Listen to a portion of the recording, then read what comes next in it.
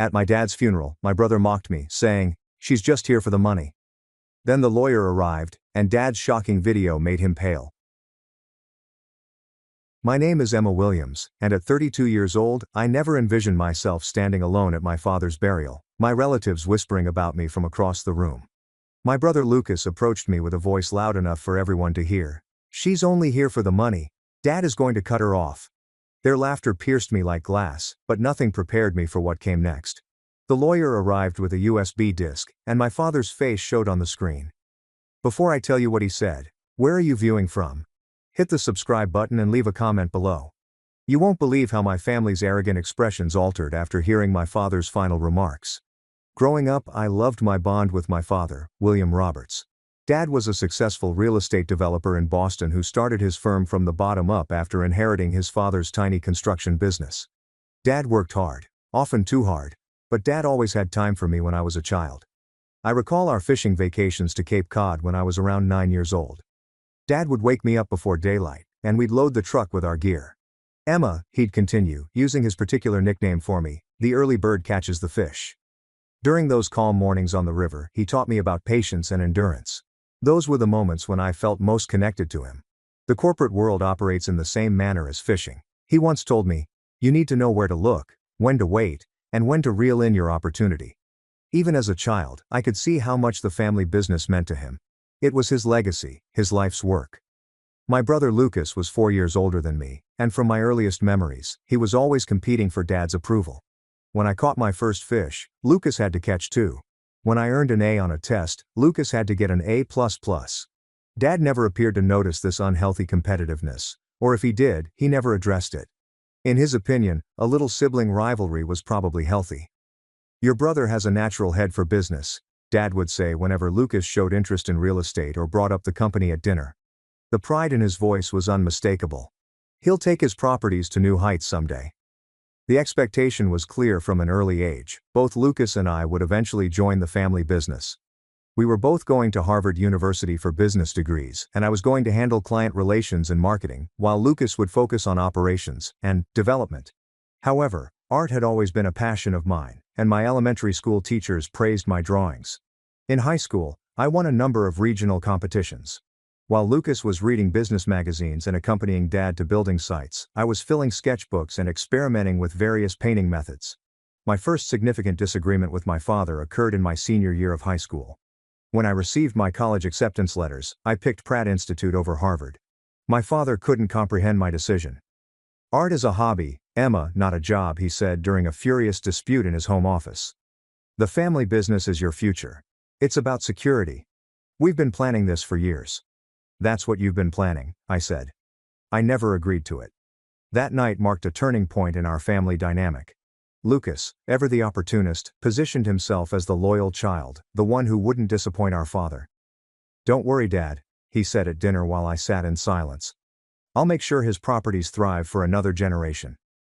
Dad began to grow distant after that, and our fishing trips ceased. He still paid for my education, which I was extremely grateful for, but our relationship had fundamentally changed. He attended my first college art exhibition, and I saw a glimpse of pride in his eyes when he saw my work, but these moments became increasingly rare. Lucas used subtle but effective manipulation to control the narrative about me to the rest of the family, including our Uncle Thomas and Aunt Lillian, cousins and Dad's business associates. I became the ungrateful daughter who rejected her father's legacy, and Lucas made sure everyone knew how much this betrayal had hurt Dad. "She doesn't even call him anymore." I overheard Lucas telling Uncle Thomas at a family Christmas gathering during my sophomore year that I had called the week before but Dad hadn't picked up. When I confronted Lucas later, he just shrugged. "I'm just telling it like it is, sis. You made your decision." By the time I graduated from art school, the narrative had been firmly established. Lucas was the devoted son who would carry on the Roberts legacy, and I was the daughter who turned her back on the family. The worst part was that I could see Dad beginning to believe it as well. My college years were a blur of art studios, exhibitions, and part-time jobs.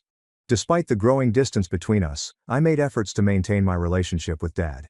I'd send him photographs of my artwork, hoping to show him that my choice wasn't a rejection of him, but rather a pursuit of my own passion.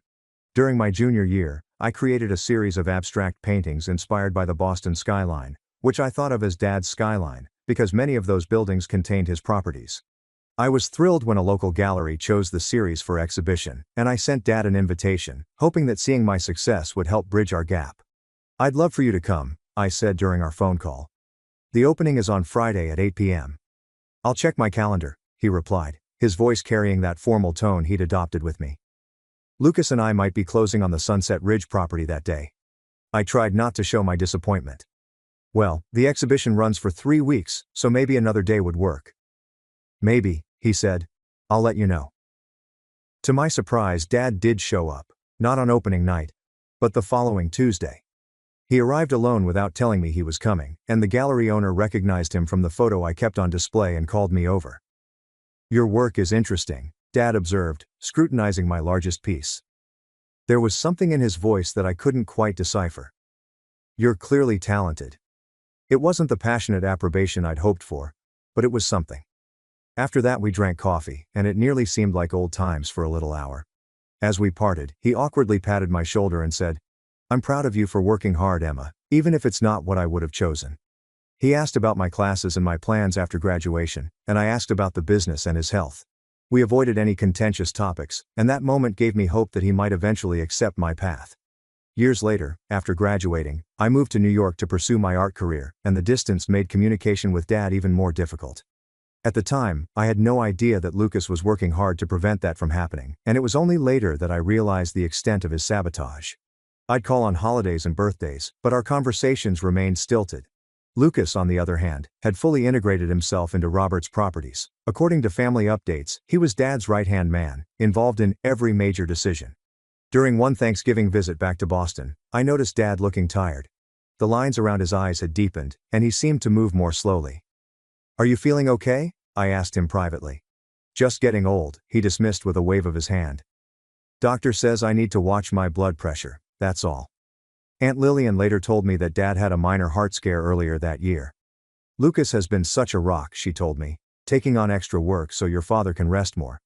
The implication was clear. While I was off pursuing my selfish dreams, Lucas was selflessly supporting Dad. What Aunt Lillian didn't know, and none of us did, was that Lucas's support included filtering Dad's communications. As Dad's health deteriorated, Lucas's methods became more direct. I sent birthday cards that mysteriously never arrived, I left voicemails that were never returned, and I extended invitations to my New York exhibitions that were somehow lost. During my brief visits home, he would set up situations that reinforced his narrative about me. He'd schedule important business meetings on days I was visiting, then act disappointed when Dad chose work over spending time with me. "That's just how it is when you run a business, Emma," Lucas would say with fake sympathy. "Some of us have responsibilities we can't ignore." 6 months before Dad died, I made one final attempt at reconciliation. My work had been featured in a prestigious Manhattan gallery, and a prominent art critic had praised my innovative vision. I called Dad, excited to share the news, but the call went horribly. Dad appeared distant, almost cold, and when I told him about the exhibition, he barely acknowledged it. "That's nice," he said flatly. I tried to express genuine happiness for the company's success, but Dad cut me off. "Look, Emma, I'm very busy right now. Robert's Properties requires my full attention. Not everyone has the luxury of pursuing hobbies." His dismissal of my career as a hobby stung. Despite years of hard work and legitimate accomplishments, he still couldn't see value in my path. When I tried to explain how important art was to me, how it wasn't just a hobby, but my profession, he sighed heavily. "I'm too tired for this conversation. Maybe we should talk another time." We never did. That was our last real conversation. I hung up, convinced that our relationship would never be repaired, that he would always see me as the daughter who disappointed him, the daughter who wasn't worth his time. I had no idea that every word of that conversation had been calculated not by my father, but by Lucas, who had been poisoning our relationship for years. And I had no clue that Dad had uncovered the truth. It was too late for us to reconcile in person, but not too late for him to make things right. I was in my New York apartment, ready for a meeting with a gallery owner, when I got the call.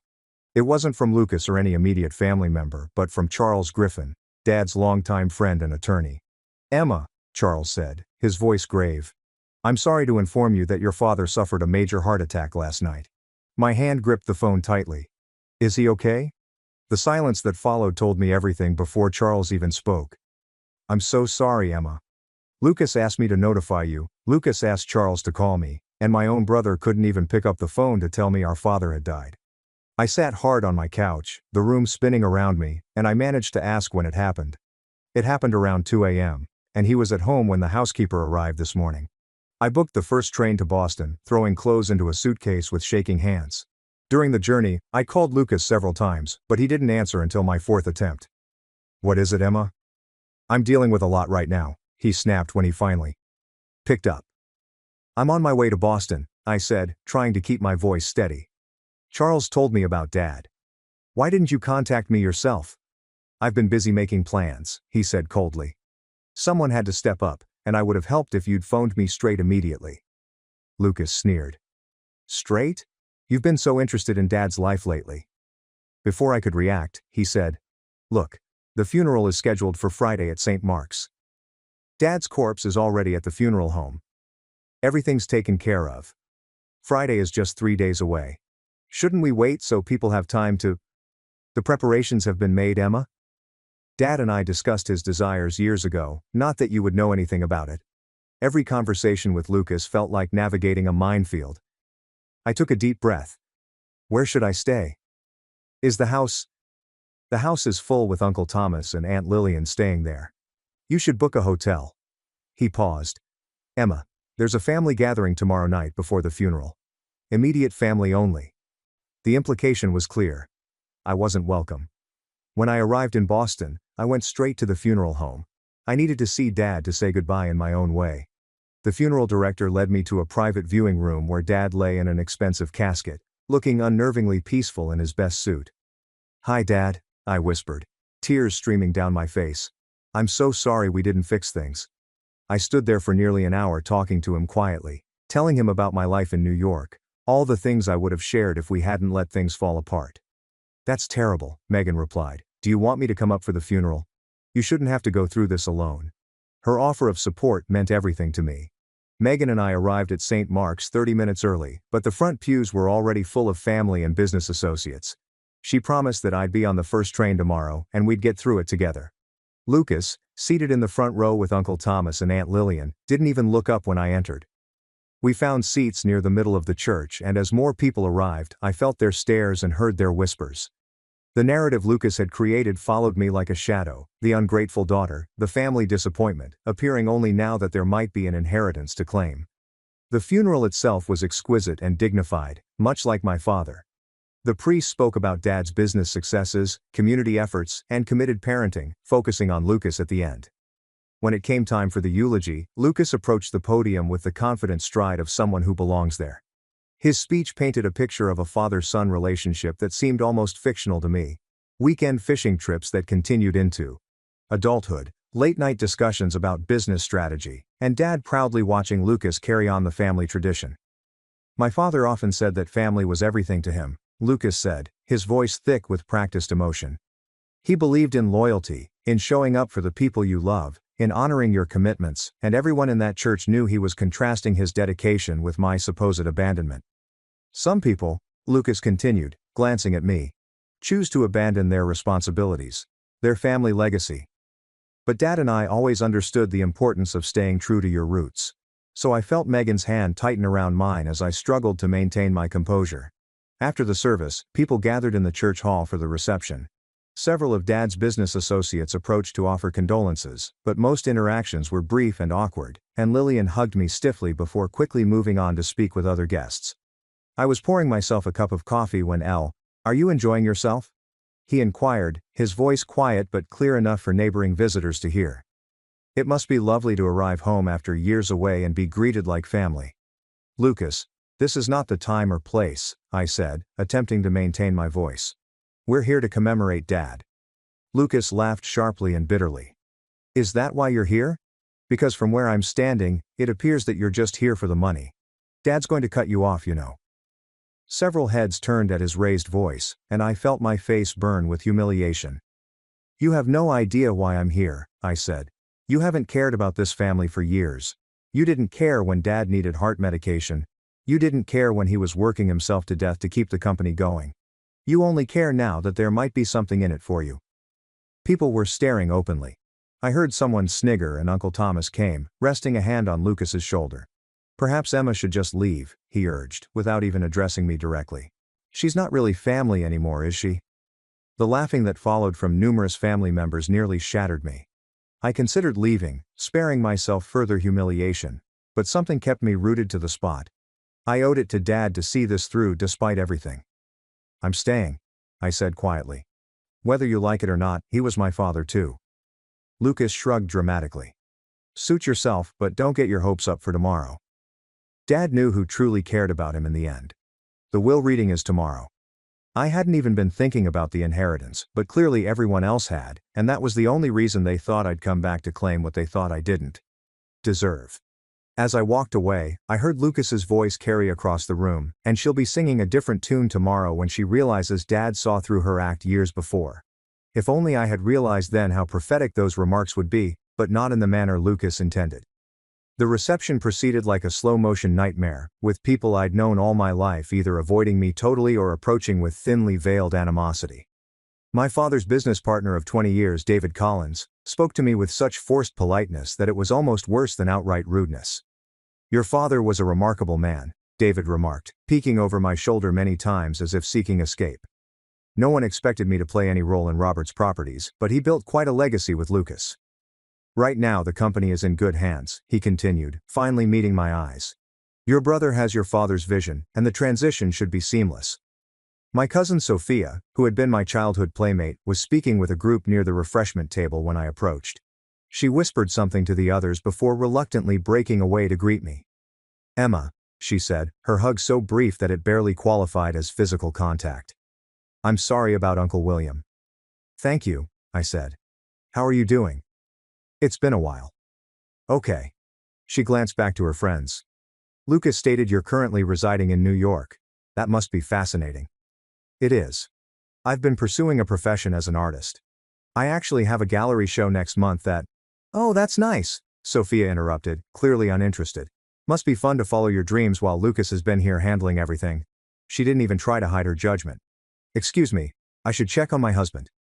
Before I could respond, she was gone and I stood alone again, feeling increasingly like an unwelcome intruder at my own father's funeral.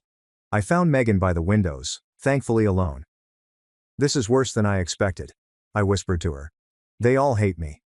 They don't know you, Megan replied firmly. They only know the story Lucas has been telling them, which they all believe because it's easier than questioning it. Look, you're here for your father, not for them. Just get through today, and they will read tomorrow. Then we can return to New York. My stomach tightened at the thought of the will reading. If the funeral was this bad, how much worse would tomorrow be? Based on Lucas's confidence, I fully expected to be publicly disinherited, confirming Dad's disappointment in me. I was lost in these thoughts when I heard Lucas's voice. I still can't believe she had the nerve to show up today, he was saying to Uncle Thomas and two men I recognized as board members of Robert's properties, after how she broke Dad's heart by refusing to even visit him when he was sick. I felt a flash of indignation because I hadn't known Dad was seriously ill. No one had told me. But before I could decide whether to approach him, Lucas added, Well, she's in for a surprise tomorrow, he said with a chuckle. Dad amended his will last year when she refused to come home for his birthday, and he finally understood she didn't deserve anything from what he created. One of the board members spotted me standing close and pushed Lucas, who turned with fake surprise. Oh, Emma, didn't see you there, he replied, not even seeming to be real. We were just discussing tomorrow's appointment with the lawyer. You are intending to attend, right? His tone conveyed that he expected, even hoped, that I would flee to avoid the public disgrace he predicted for me. Of course I'll be there, I said, attempting to keep my voice steady. Lucas grinned coldly. Excellent. Uncle Thomas didn't even try to disguise his displeasure. I don't know why you're bothering Emma. While he was alive, William expressed his thoughts unequivocally. Did he? I asked, suddenly wondering if I'd missed something important. What precisely did he say? That's between him and the family members who actually stayed in touch, Thomas said. Maybe if you'd picked up the phone more often in the last few years, you'd know. I felt my cheeks flush with rage and embarrassment, and I attempted to keep in touch. It's not as simple as you're making it seem. Never with you, is it? Lucas interjected. There's always an excuse. It's always someone else's fault. Dad grew bored of it, Emma. He became tired of waiting for you to mature and accept your responsibilities. Several surrounding groups had gone silent, openly observing our conflict. I felt dozens of eyes on me, judging and condemning. "You have no idea what my relationship with Dad was like," I murmured, my voice shaking. "And you have no right to." "I have every right," Lucas said. "I was there every day through everything. While you were out in New York as an artist, I was running his firm, driving him to doctor's appointments, and being his daughter." "Sorry, I meant the real child." "Should be." My humiliation was total. I stood there holding back tears as Lucas smiled triumphantly. "Face it, Emma. You're only here for the money. Dad is going to cut you off. Everyone here is aware of this, you already know it. Tomorrow, we'll just make it official." I wanted to flee. Every instinct screamed at me to flee this horrible place, these horrible people who had accepted Lucas's version of reality without question. But leaving would only confirm their beliefs about me. Despite the burning humiliation, despite the tears I could barely hold back, I stood my ground. "I guess we'll find out tomorrow, won't we?" I managed to utter before walking away with all the dignity I could summon. Megan saw me in the church's little garden, and I finally allowed myself to cry. "Those people are poisonous," she murmured, sitting next to me. "Lucas has them all utterly deceived." "Maybe he's right," I whispered, doubt creeping in. "Perhaps I should have tried more with Dad. Perhaps I don't deserve anything." "That's ludicrous," Megan firmly stated. "Your brother is manipulative and harsh, and no matter what happens tomorrow with the will, you know your value. Emma, your value is not defined by your father's money." She was correct, of course, but as we left the reception, I couldn't help but believe that tomorrow's will reading would be the final word on my relationship with my father, a public affirmation of his disdain in me. Megan had offered to accompany me to the will reading, but I declined because this was something I needed to face alone. The next morning dawned with the same gray skies that had hung over the funeral. I dressed carefully in a simple black dress, trying to mentally prepare myself for what was to come. "Call me the second it's over," she insisted as I left the hotel. No matter what happens, I promised I would, though I expected to be making that call in tears. The law offices of Jenkins, Baxter & Wright occupied the top floor of one of Dad's downtown properties, which felt like salt in the wound as I rode the elevator up. Charles Griffin, Dad's friend and attorney, had been handling the family's legal affairs for over 30 years, and he would be the one to deliver what I assumed would be my final disappointment from my father. When I arrived, the conference room was already full of family members and key business associates, and Lucas sat at the head of the table, establishing himself as the new patriarch of the Roberts family. Uncle Thomas and Aunt Lillian sat to his right, with the company's CFO and 2 board members adjacent, and they were all engaged in comfortable conversation, almost celebratory. When I entered, the chatter died down, and Lucas looked up with a mock surprise. "Emma, you actually came." He motioned to an empty chair at the far end of the table and said, "We saved you a seat." The seating arrangement was not subtle, with me at the foot of the table while Lucas controlled the head position. I took my allotted seat without remark, ignoring the murmurs and stares. "I was just telling everyone about the Broadway Avenue project," Lucas explained, "which Dad and I worked on in his final months. It's going to alter that whole area." The message was apparent. This was a family business talk that didn't interest me, so I kept mute, counting the minutes until this torment was over. Charles Griffin entered the conference room at precisely 9:30 a.m., and unlike the others, he greeted me with real warmth. "Emma, thank you for coming," he began softly, squeezing my shoulder before taking his seat in the center of the table. "I'm very sorry about your father. He mentioned you frequently." This simple compassion almost crushed my spirit. I nodded graciously, not trusting myself to speak. Charles set his bag on the table and addressed the audience. "Before we begin, I'd want to thank you all for attending today. William Roberts was not just my customer, but also a close friend for almost 3 decades. Everyone in this room feels his loss terribly," Charles continued to murmurs of agreement. "You're all aware of William's diligent preparation. He provided extremely clear instructions regarding how today should occur." Lucas moved forward, his attitude assured. "We're all anxious to obey Dad's desires and carry out the transition he planned." Charles nodded, but his demeanor remained neutral. "William's instructions for this reading are quite unusual. He prepared a video statement to accompany the formal will document. This revelation was received with puzzled stares. Video wills were not uncommon, but they were also not usual practice, especially for someone as conservative as my father." "A video?" Lucas inquired, a flicker of doubt crossing his features for the first time. "He never mentioned anything to me." "William recorded it privately about 3 months ago," Charles continued. He was very specific that it should be viewed before the written provisions are discussed. I carefully observed Lucas's reaction. "Well, let's get on with it then," Lucas said with forced casualness. I'm sure Dad just wanted to add a personal touch to his formal wishes. He recovered quickly, but I noticed a moment of genuine surprise, possibly even concern. Charles nodded to his assistant, who had entered with a laptop and projector. "We'll display the video on the screen at the end of the table." As the equipment was set up, the atmosphere in the room shifted. What had felt like a formality, a public confirmation of decisions already made, now held an element of unpredictability. I noticed Lucas whispering intensely to Uncle Thomas, whose expression grew increasingly concerned. "William was very explicit that everyone listed in the will be present for this video," Charles said, consulting a paper from his briefcase. "Let me confirm attendance."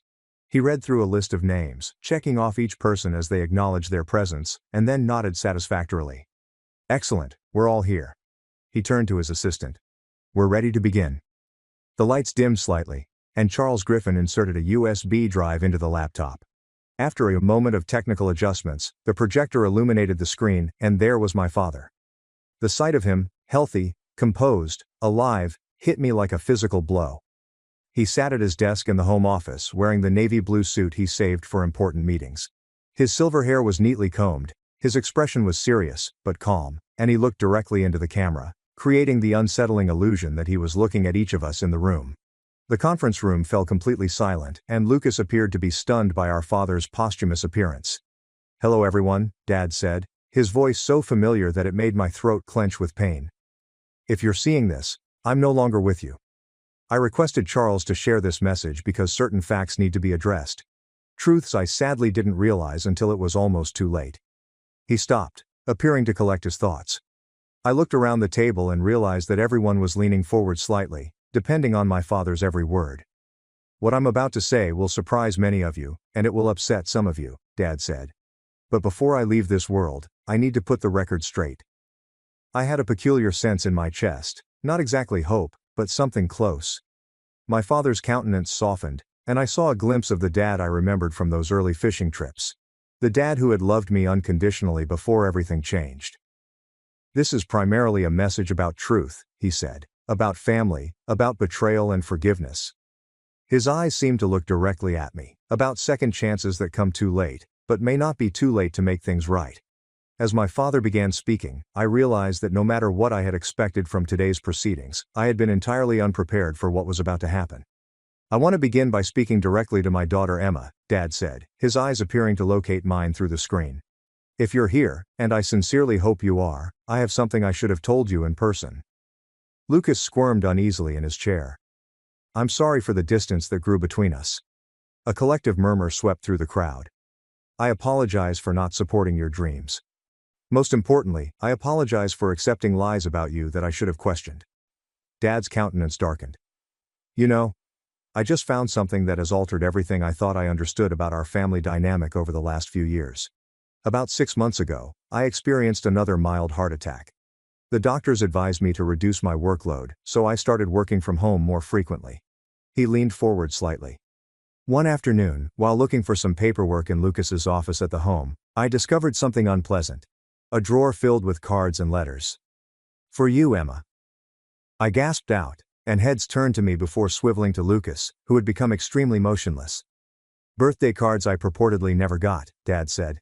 "Invitations to your art displays, messages informing me on your life. All unopened and stored away." His voice sharpened. "All purposefully kept from me." Lucas rose abruptly. "This is crazy." Dad was perplexed about his heart. "Mr. Roberts, please sit down," Charles interjected firmly. "Your father's orders were clear. The video must be watched in its full, without interruption." Lucas slid back into his chair, his cheeks flushed. On screen, Dad continued. "That revelation prompted me to conduct more research. I hired a private investigator without Lucas' knowledge to check into additional anomalies that I had seen. What I discovered was deeply troubling." Dad took a folder from his desk. The investigator discovered that Lucas had been intercepting Emma's phone calls to the house and the office. He had been deleting her voicemails, answering her calls when he knew she wouldn't answer, and then informing me that she was unreachable. He'd been aggressively obstructing any attempt at reconciliation between us. The conference room had become dead silent. The investigation revealed something even more disturbing about the business, Dad added sadly, causing tears to pour down my cheeks as I struggled to comprehend the gravity of what I was hearing. Lucas had been participating in unethical actions that contradicted everything Roberts Properties stood for. He'd been cutting corners on building materials, falsifying inspection reports, and in one case, bribing a city official to expedite permits. There was a gasp. The board members exchanged alarming glances.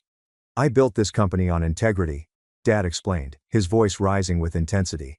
"My father taught me that our name meant something, that a Roberts property was built to last, built with pride and honesty. Lucas betrayed those values for profit and expediency." Lucas was now clearly sweating. His previous confidence had entirely dissipated. "This is a misunderstanding," he said to no one in particular. "Mr. Roberts, please," Charles warned. "Please." On screen. Dad's countenance softened again. "Emma, when I discovered all this, my first instinct was to call you immediately. But I realized something important. You shouldn't have to hear my apology over the phone. You deserved better than that. I made arrangements to come to New York to see your life there, to meet you on your terms." My jaw clenched with pain. "But you never came," I murmured. Dad continued, as if he had heard me. "I had planned to see you the week following that final call, which wasn't what you expected. I was aloof because I was angry, not at you, but at Lucas and myself for being so blind for so long. I was intending to surprise you in New York, to visit your exhibition, to finally tell you in person how proud I am of you." Dad paused, emotion overpowering him. My heart had other ideas, it seemed. "So, this video will have to suffice as the apology and recognition you deserve." He took out another folder. "I've been following your career, Emma, not through Lucas's filtered updates but through art magazines and gallery websites. I've seen your reviews and exhibitions, and I've even bought several of your pieces through an intermediary." This admission astounded me entirely. Dad had bought my artwork and provided anonymous assistance for my career. Your creativity, your vision, your determination to follow your own path. These are qualities to be admired, not condemned. I was wrong to try to force you into a mold that didn't fit. You aren't just a talented artist, Emma. You're a businesswoman in your own right, creating something from nothing, just like I did when I was younger." Dad straightened in his chair, his attitude growing more professional. "Now to the matter of my will and the future of his properties." Lucas leaned forward again, stress visible in every line of his body. "Given what I've discovered about Lucas's business practices and his deliberate deception regarding Emma, I cannot in good conscience leave the company solely in his hands. My original will, drafted 5 years ago, would have made Lucas the primary inheritor of both my personal estate and his properties with a small trust established for Emma." Lucas nodded slightly, as if to corroborate what he had been telling everyone. "That will has been revoked," Dad said firmly. "In its place, I have established the following provisions." The chamber came to a halt. I could almost hear hearts pounding in the quiet. "To my son Lucas Roberts, I leave a cash inheritance of $600,000 to be held in trust and distributed in annual payments of $60,000. Contingent upon his cooperation with the ethics investigation I have initiated at Roberts Properties and his completion of a business ethics program at Yale University." Lucas's face had no color. "What?" he said hoarsely. "To my daughter Emma Roberts, I leave my personal residence and its contents, my personal investment portfolio, and 55% ownership of Roberts Properties." The room erupted with surprised exclamations. Uncle Thomas rose up to protest before Charles forcefully directed him back to his seat. On TV, Dad remained calm during the chaos. Emma's artistic vision and ethical foundation make her the ideal person to guide Roberts Properties into the future. She may choose to take an active role in management or to serve as chairperson of the board while continuing her artistic career. That will be her decision. I was having difficulty breathing. This cannot be happening. After years of feeling Dad had rejected my decisions, he was not only confirming them, but also entrusting me with his life's work. The remaining 45% of company shares will be distributed among the current board members and senior management with specific allocations detailed in the written will, the father stated. "I've also established a foundation in my name to support arts education in Boston, which will be directed by Emma." Dad stared straight into the camera again. "I know this comes as a shock to everyone, particularly to Lucas. Son, I hope that in time you will understand that this decision comes from love. Love for you, for Emma, and for the company that bears our name. The path you've been on leads nowhere good. My hope is that these provisions will guide you back to the values I tried to instill in you." Lucas rose abruptly, knocking his chair aside. "This is insane," he was manipulated. "I'll contest this." "I anticipated that reaction," Dad remarked, almost as if in response to Lucas's scream. "Charles has comprehensive documentation of everything the investigation uncovered, including recorded conversations, falsified documents, and financial records. Contesting the will would only result in making this information public, possibly leading to criminal charges." Lucas became quiet, his face a mask of rage and astonishment. "Emma," Dad said again, his voice softening. "I know this is an enormous responsibility that you never asked for. If you choose to sell your shares or to take a different path entirely, I've included provisions for that as well, but I hope you'll consider accepting this role. Robert's properties could greatly benefit from your new perspective and ethical foundation." Dad paused, emotion returning to his face. "More than anything, I wish we'd had the chance to reconcile in person. To go fishing again. To talk about your art. To rebuild what was broken. I'm so deeply sorry that won't happen now." Tears streamed down my cheeks around the table. Even those who had been coldest to me became uneasy and avoided my gaze. "I'll conclude with this," Dad remarked.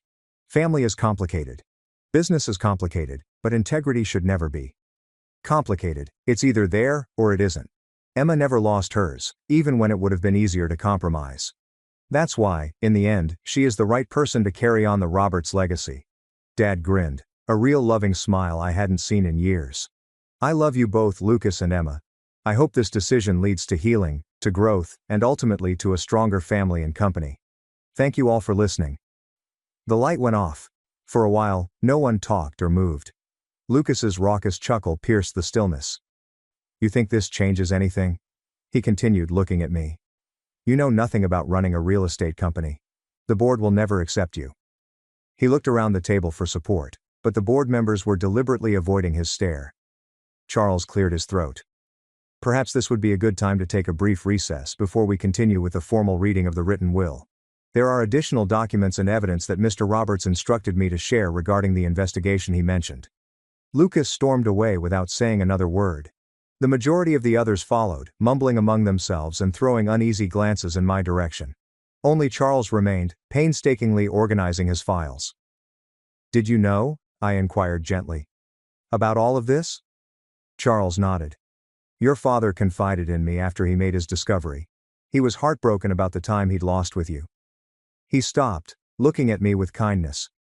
"He was very proud of you, Emma. He kept a portfolio of articles about your exhibitions in his desk drawer. The real one, not the one Lucas controlled." The tears returned, but they were different this time. Tears of sadness blended with a deep feeling of vindication and missed opportunity. "I wish I'd known. I wish we'd had more time." "So did he," Charles said kindly. "But he also thought you have the strength to manage this duty. He would not have left you the firm otherwise." As the others returned for the remainder of the proceedings, I sat straight in my chair, wiping away my tears. The route ahead would be difficult. A company to learn, a brother to deal with, and a heritage to uphold. But for the first time in years, I felt my father's love and acceptance. Not in spite of my decisions, but because of them. And that made all the difference. The days after the will reading were a flurry of meetings, legal briefs, and emotional processing. Lucas, true to his temperament, promptly engaged an attorney to challenge the will. But Charles was prepared. My father's proof was thorough and devastating. After a brief but intensive court struggle, Lucas dropped his appeal and accepted the provisions, as specified. I had not seen or spoken with him since he stormed out of the conference room. Charles informed me that Lucas had moved out of Dad's house, which is now my residence, and had gone on an extended trip overseas. I couldn't help but feel a complex combination of rage, pity, and a strong familial tie. Regardless of what he'd done, he was still my brother, the small child who used to build sandcastles with me on Cape Cod beaches. My first significant choice was whether to go back to Boston or try to run the business remotely from New York. After careful deliberation and talks with Charles and the board, I agreed to return temporarily, at least until I gained a better understanding of the business and developed a management structure I could trust. The company's transformation was not flawless. Several long-standing Lucas workers quit. Others questioned my leadership, wondering how an artist could ever understand real estate development. I confronted these obstacles full on, tackling the business with the same zeal that I had devoted to my creative career. I'm not pretending to be an expert in real estate, I told the gathering staff at my first company-wide meeting. But I know my father's values, and I know mine. His properties will be run with integrity, creativity, and respect for everyone who works here. I surrounded myself with skilled advisors, spent countless hours studying the business, and gradually earned the respect of the firm.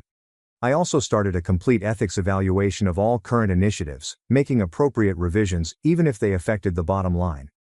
The Broadway Avenue project, which Lucas boasted about at the burial, required extensive adjustments when we identified many safety shortcuts. The added expenses reduced revenues, but the finished edifice was something we could all be proud of.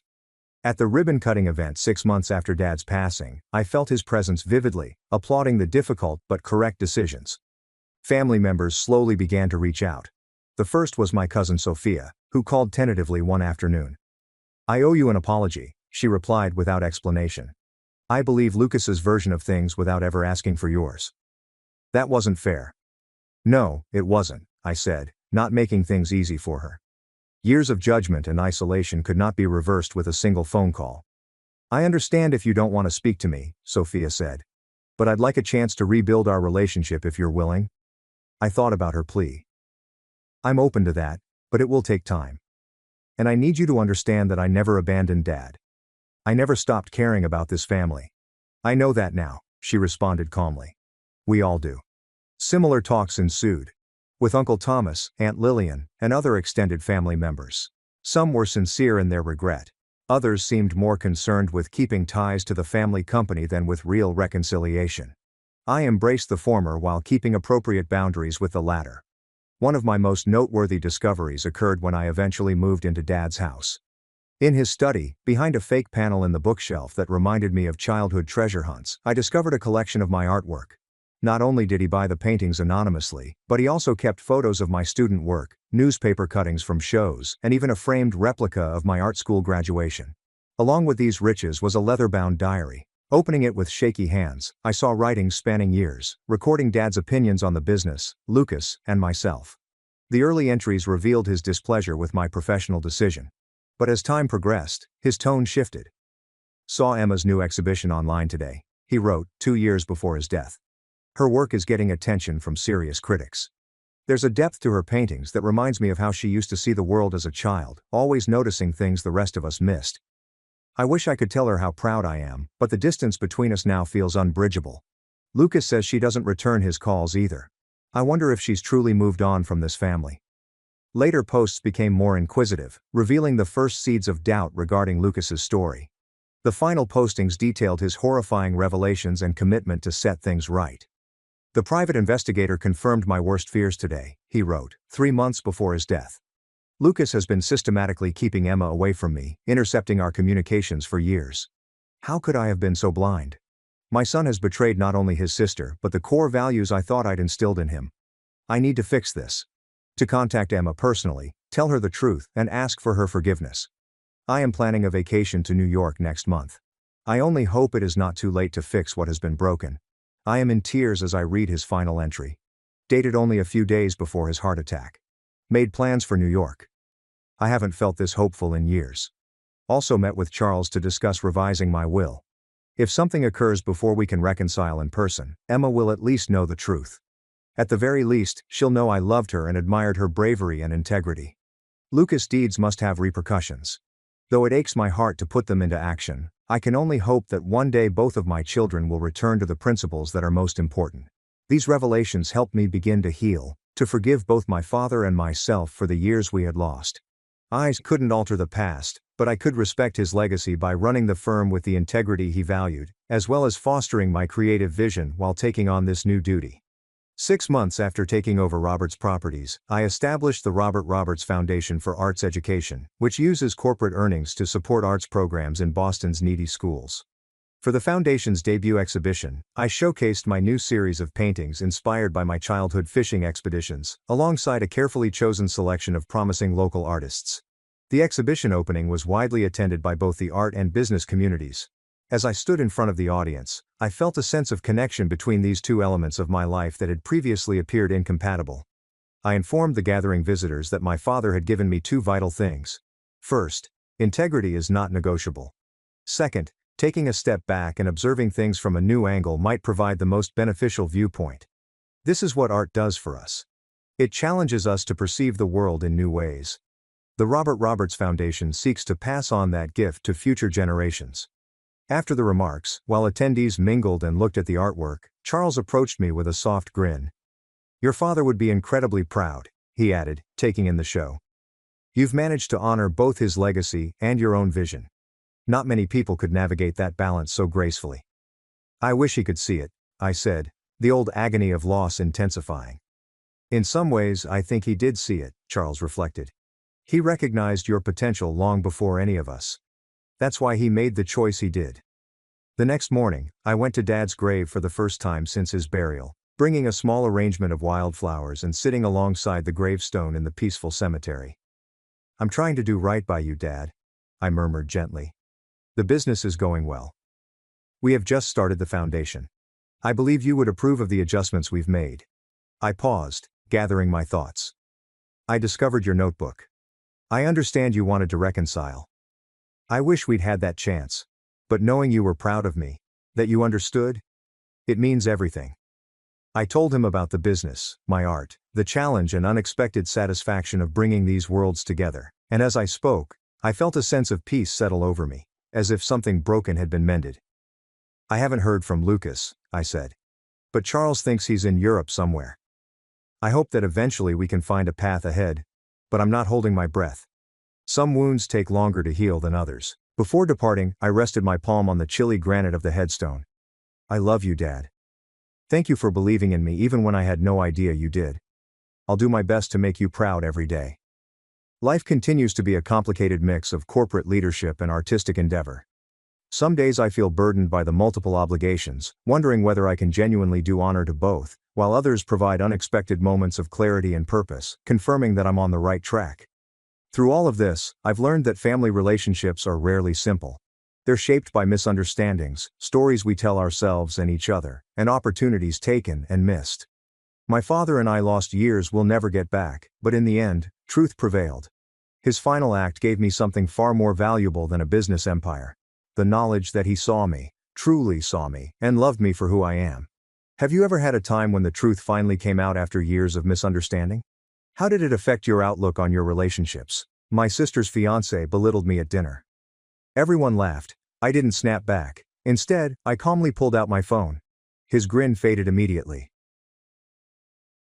"My name is James. I'm 29. And if I were to sum up my family in one statement, I would say that image is more important than honesty." That seems theatrical, I know. But if you've ever had a mother who was more concerned with what the neighbors thought than with your mental health, or a sister who could do no wrong despite doing everything wrong, you'd understand. My family isn't necessarily abusive, they are only there to perform. Polished grins, well-selected phrases, Christmas cards that seem like Hallmark vomited up, but dig just under the surface, and it's all about ego, judgment, and image. I have always been the odd one out. I was the quiet kid with a lot of ideas, who preferred making websites or modifying Python scripts to chatting at church brunch. I received a full scholarship for computer science and spent 5 years discreetly working on a side project that I never informed anyone about. Long story short, that project blew up after graduation. Consider a software license arrangement, a small exit, and reasonable investments. Nothing wild. There were no yachts or Teslas, but enough to allow me to freelance when I wanted, travel sometimes, and live quietly, which was exactly how I loved it. My family, however, believed I was still figuring things out. Even after I had purchased a property outright, my mother would make statements like, "You'll find your calling soon." My sister, don't get me started. Sophia is a 31-year-old beauty pageant graduate who studied communications and married her college love at the age of 26. That marriage ended last year due to irreconcilable ambition conflicts. According to her words, she returned home for a time. That's when things got strange. Sophia became this maelstrom of self-reinvention. New hair, new outfit, new Instagram style, and finally, a new relationship. His name was Chad, of course. He resembled someone named Chad. Tall, tanned, with a groomed beard. Probably uses the word alpha energy in earnest. But here's the kicker. My family adored him. My mother raved over him as if she were auditioning to be his publicist. "He's quite successful in finance," she replied, drinking her wine one night, as if she knew what he meant. My father, who typically doesn't get involved, simply nodded and added, "He conducts himself well." I met him briefly at my parents' house. Just a handshake and a, "Yo man, what's up?" But I kept my distance. Something about him didn't seem right. Too polished, too scripted. Sophia gazed at him, not with love, but with performance, as if she wanted us to watch her leveling up. I kept my lips shut, smiled nicely, and returned to my station. I assumed he'd fade away soon, like all of her previous passion projects. I was mistaken. A week ago I received a text message from my mother. "Sunday night's family supper is at 7 p.m. Be there. Sophia is bringing Chad." No emojis? No thanks. Just a commandment. Typical. I considered skipping. It's not like I'd be missed, but something about the way she stated it bothered me. Like it wasn't a request, but a duty. My duty was to show their smile and make them feel good about being the perfect family. Despite my better judgment, I went. On Sunday, I arrived 10 minutes late simply to play with the mood. My mother answered the door, nicely lipsticked, and gave me the look of someone who had just strolled in wearing rags. "James," she sighed. We were about to start. No hug or greeting. I simply nodded and stepped inside. The table was already set. Crystal glasses, cloth napkins, my mother's classic overdone roast, and everyone else was seated. Dad sits at the head, sipping scotch. Sophia dressed up. And then Chad sat back like he owned the place. "Yo, what's up, bro?" he asked with a punchable grin. "Nice of you to finally show up." I smiled weakly. "Traffic," he snorted. "Right in this town." My mother cleared her throat and motioned for me to take my seat, as if she were a stage director pushing the last performer on stage. We made small chat for a while. "How is work going?" "The weather." Some updates about a relative I hardly remembered. And for a time, I hoped it wouldn't be that horrible. Then the joke began. Chad started into a story about a co-worker who attempted to start a side venture.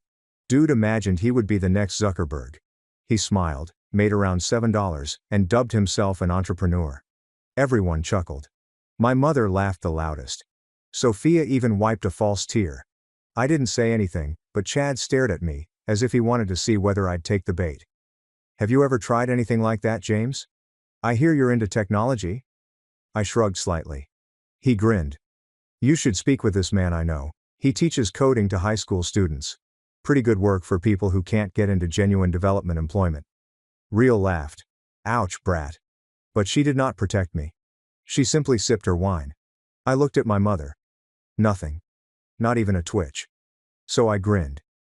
"This sounds like an excellent backup plan for someone like you." His smirk twitched, but he brushed it off. "Nah, I'm okay. I'm in finance. You know, real-world things." My father chuckled. "We could use some more of that around here." That hurt. It shouldn't have. Yet it happened. I helped him set up a budgeting software last year. He literally automated 50% of his finances. But yes, Chad and Mr. the finance man was the real thing. I remained silent for the rest of the lunch.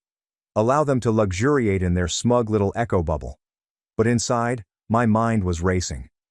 I knew something that others didn't. Something Chad clearly did not want them to know. Because I Googled him earlier that week out of sheer instinct. Just one of those hunches I couldn't shake. And what I discovered, well, let's just say his notion of finance was a little broader than most. But I said nothing. Not yet. I waited. I let them chat. And then, just after dessert, Chad opened his lips again, and everything changed. But I'll get to that. You know how it feels when you're seated at a table and everyone else is laughing at something that you don't find humorous at all. It's not just that you don't understand the joke, you are the joke, and everyone knows it, and is happy with it. That was me sitting there, nibbling at a piece of dry roast beef as Chad pretended to be a motivational speaker presenting a family TED presentation, and everyone went crazy. Sophia clung to every word as if he were reciting stock recommendations straight from heaven. My father leaned in every time Chad talked, nodding like a bobblehead. And my mother had that glassy-eyed expression she used to save for country club ladies with doctor husbands. I just sat there, relatively silent, watching it all happen like a witness to my own shame. "So," Chad remarked, stroking his tummy and pushed his plate forward like a happy monarch. "Our business will launch a new algorithmic fund next quarter. This is real cutting-edge stuff. You would not believe how much back-end work I've had to manage." "Back-end work?" I asked gently, twirling my fork between my fingers. He looked at me. Yes, quantitative models, predictive analytics, and other finance-related topics. He chuckled as if he had just delivered a funny joke. Oh, certainly, I said. It sounds complicated. It is, he stated. Have you ever considered getting into actual business, or do you still fantasize about coding in your jammies and sipping Red Bull at 2 a.m.? Sophia laughed as if that was the funniest thing she had ever heard. She told Chad to stop, even though she plainly did not want him to. James has always been more of a passion project person. My mother did not laugh this time. She gave me the tight-lipped, passive-aggressive parent stare that could take the breath out of a room.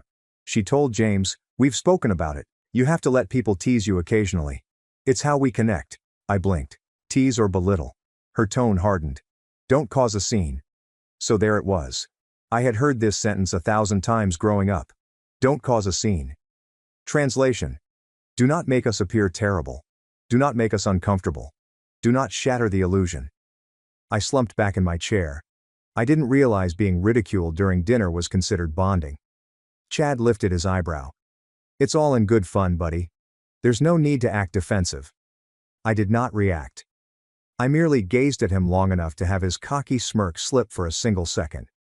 Then my father broke the tension. All right. All right. Let us go forward. James, are you doing anything fascinating these days? I knew he didn't really care. It was a lifeline disguised as light conversation, a technique to diffuse the situation. I loosely stated that I am working on a couple projects. Staying occupied. Chad snorted again, which appears to be his default setting. What kind of projects? Is that top secret? I looked at him. He did not blink. He was attempting to embarrass me again. Before I could say anything, my mother sighed loudly, as if I were the issue. Please, James, she begged in her sad teacher voice.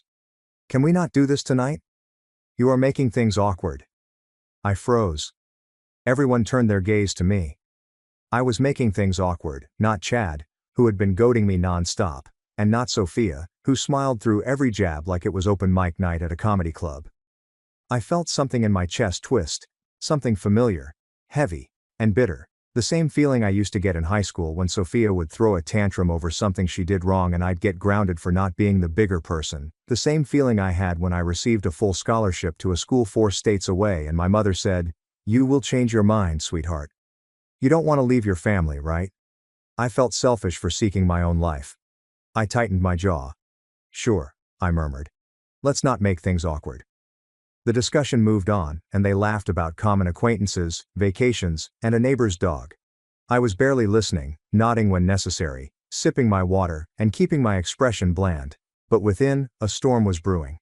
Because it wasn't just a statement or two, it was years of silent hatred cloaked in phony smiles and forced laughter boiling up in the open, every time I was neglected, rejected, urged to be quieter, smaller, and more acceptable, and now there was a sparkling new golden boy at the table. One who could say whatever he wanted as long as he looked good doing it. Then came the moment. Dessert had been cleared, store-bought cheesecake. My mom pretended she baked, and the wine had done its work. My father leaned back with a satisfied grunt, and Sophia was scrolling through her phone, showing Chad something on Instagram. So, Chad remarked abruptly, glancing up from her computer. I actually gave a talk on fintech disruption last week. My team's been working with this new predictive analytics firm, Startup Stream, or something like that. They're a tiny little development company that no one's heard of, but they've got good technology. We're probably going to buy their platform outright in a few months.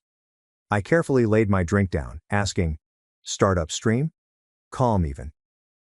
Yes, Chad answered. Have you heard of them before? I said, what precisely is your involvement? He smiled. I'm kind of the guy who does the talking, front-facing. I smooth the transactions. Make sure the figures match. Some of the executives don't like dealing directly with the coders, becomes too technical.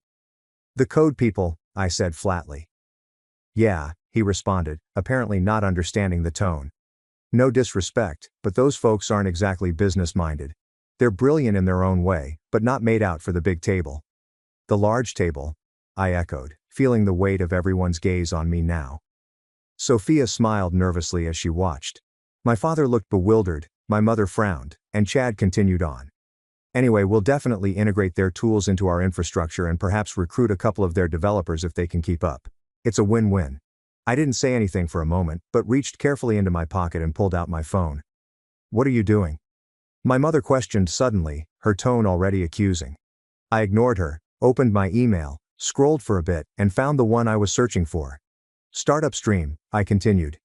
That predictive analytics startup. The one your company is planning to purchase. Chad furrowed his eyebrows. Yeah, nice, I replied, holding up the screen. I own it. Quiet. Dead, heavy, total quiet.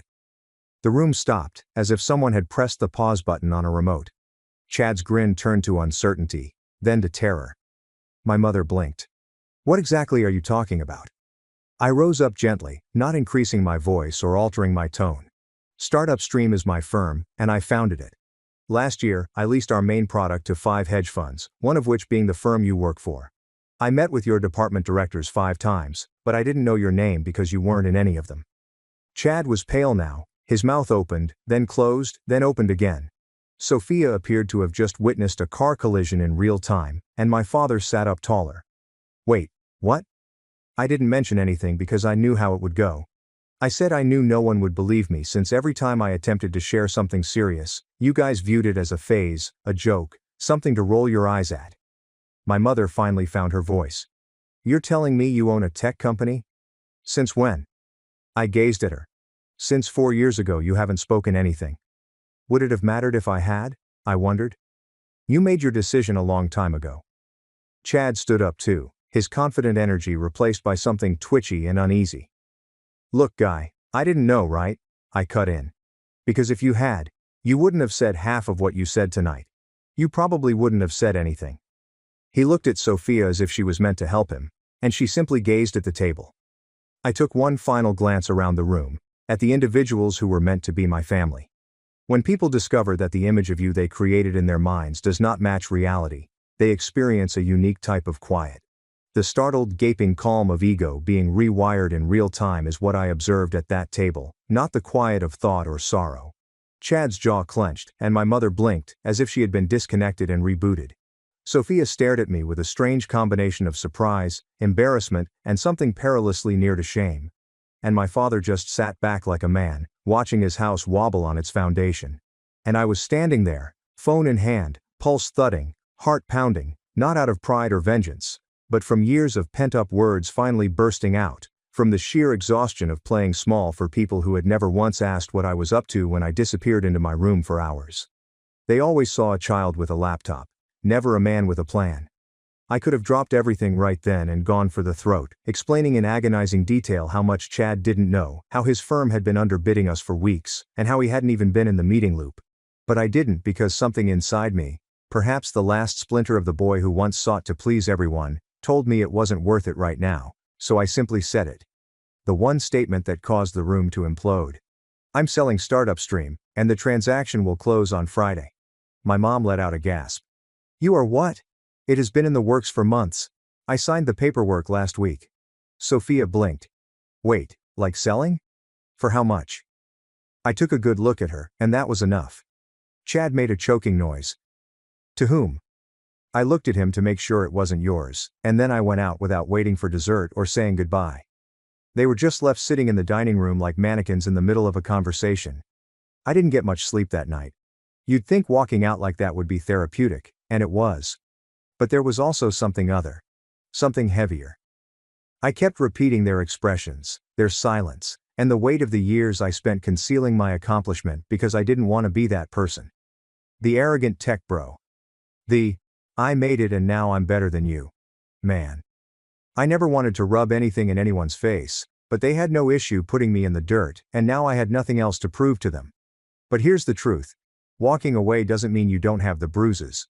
There were no texts, calls, or even a passive-aggressive, let's talk from my mother in the days after the meal. I half anticipated a guilt trip or a sudden torrent of texts pretending it never happened, but there was only silence, which was good at first, but loneliness has a way of repeating louder after disappointment, and I wasn't immune to it.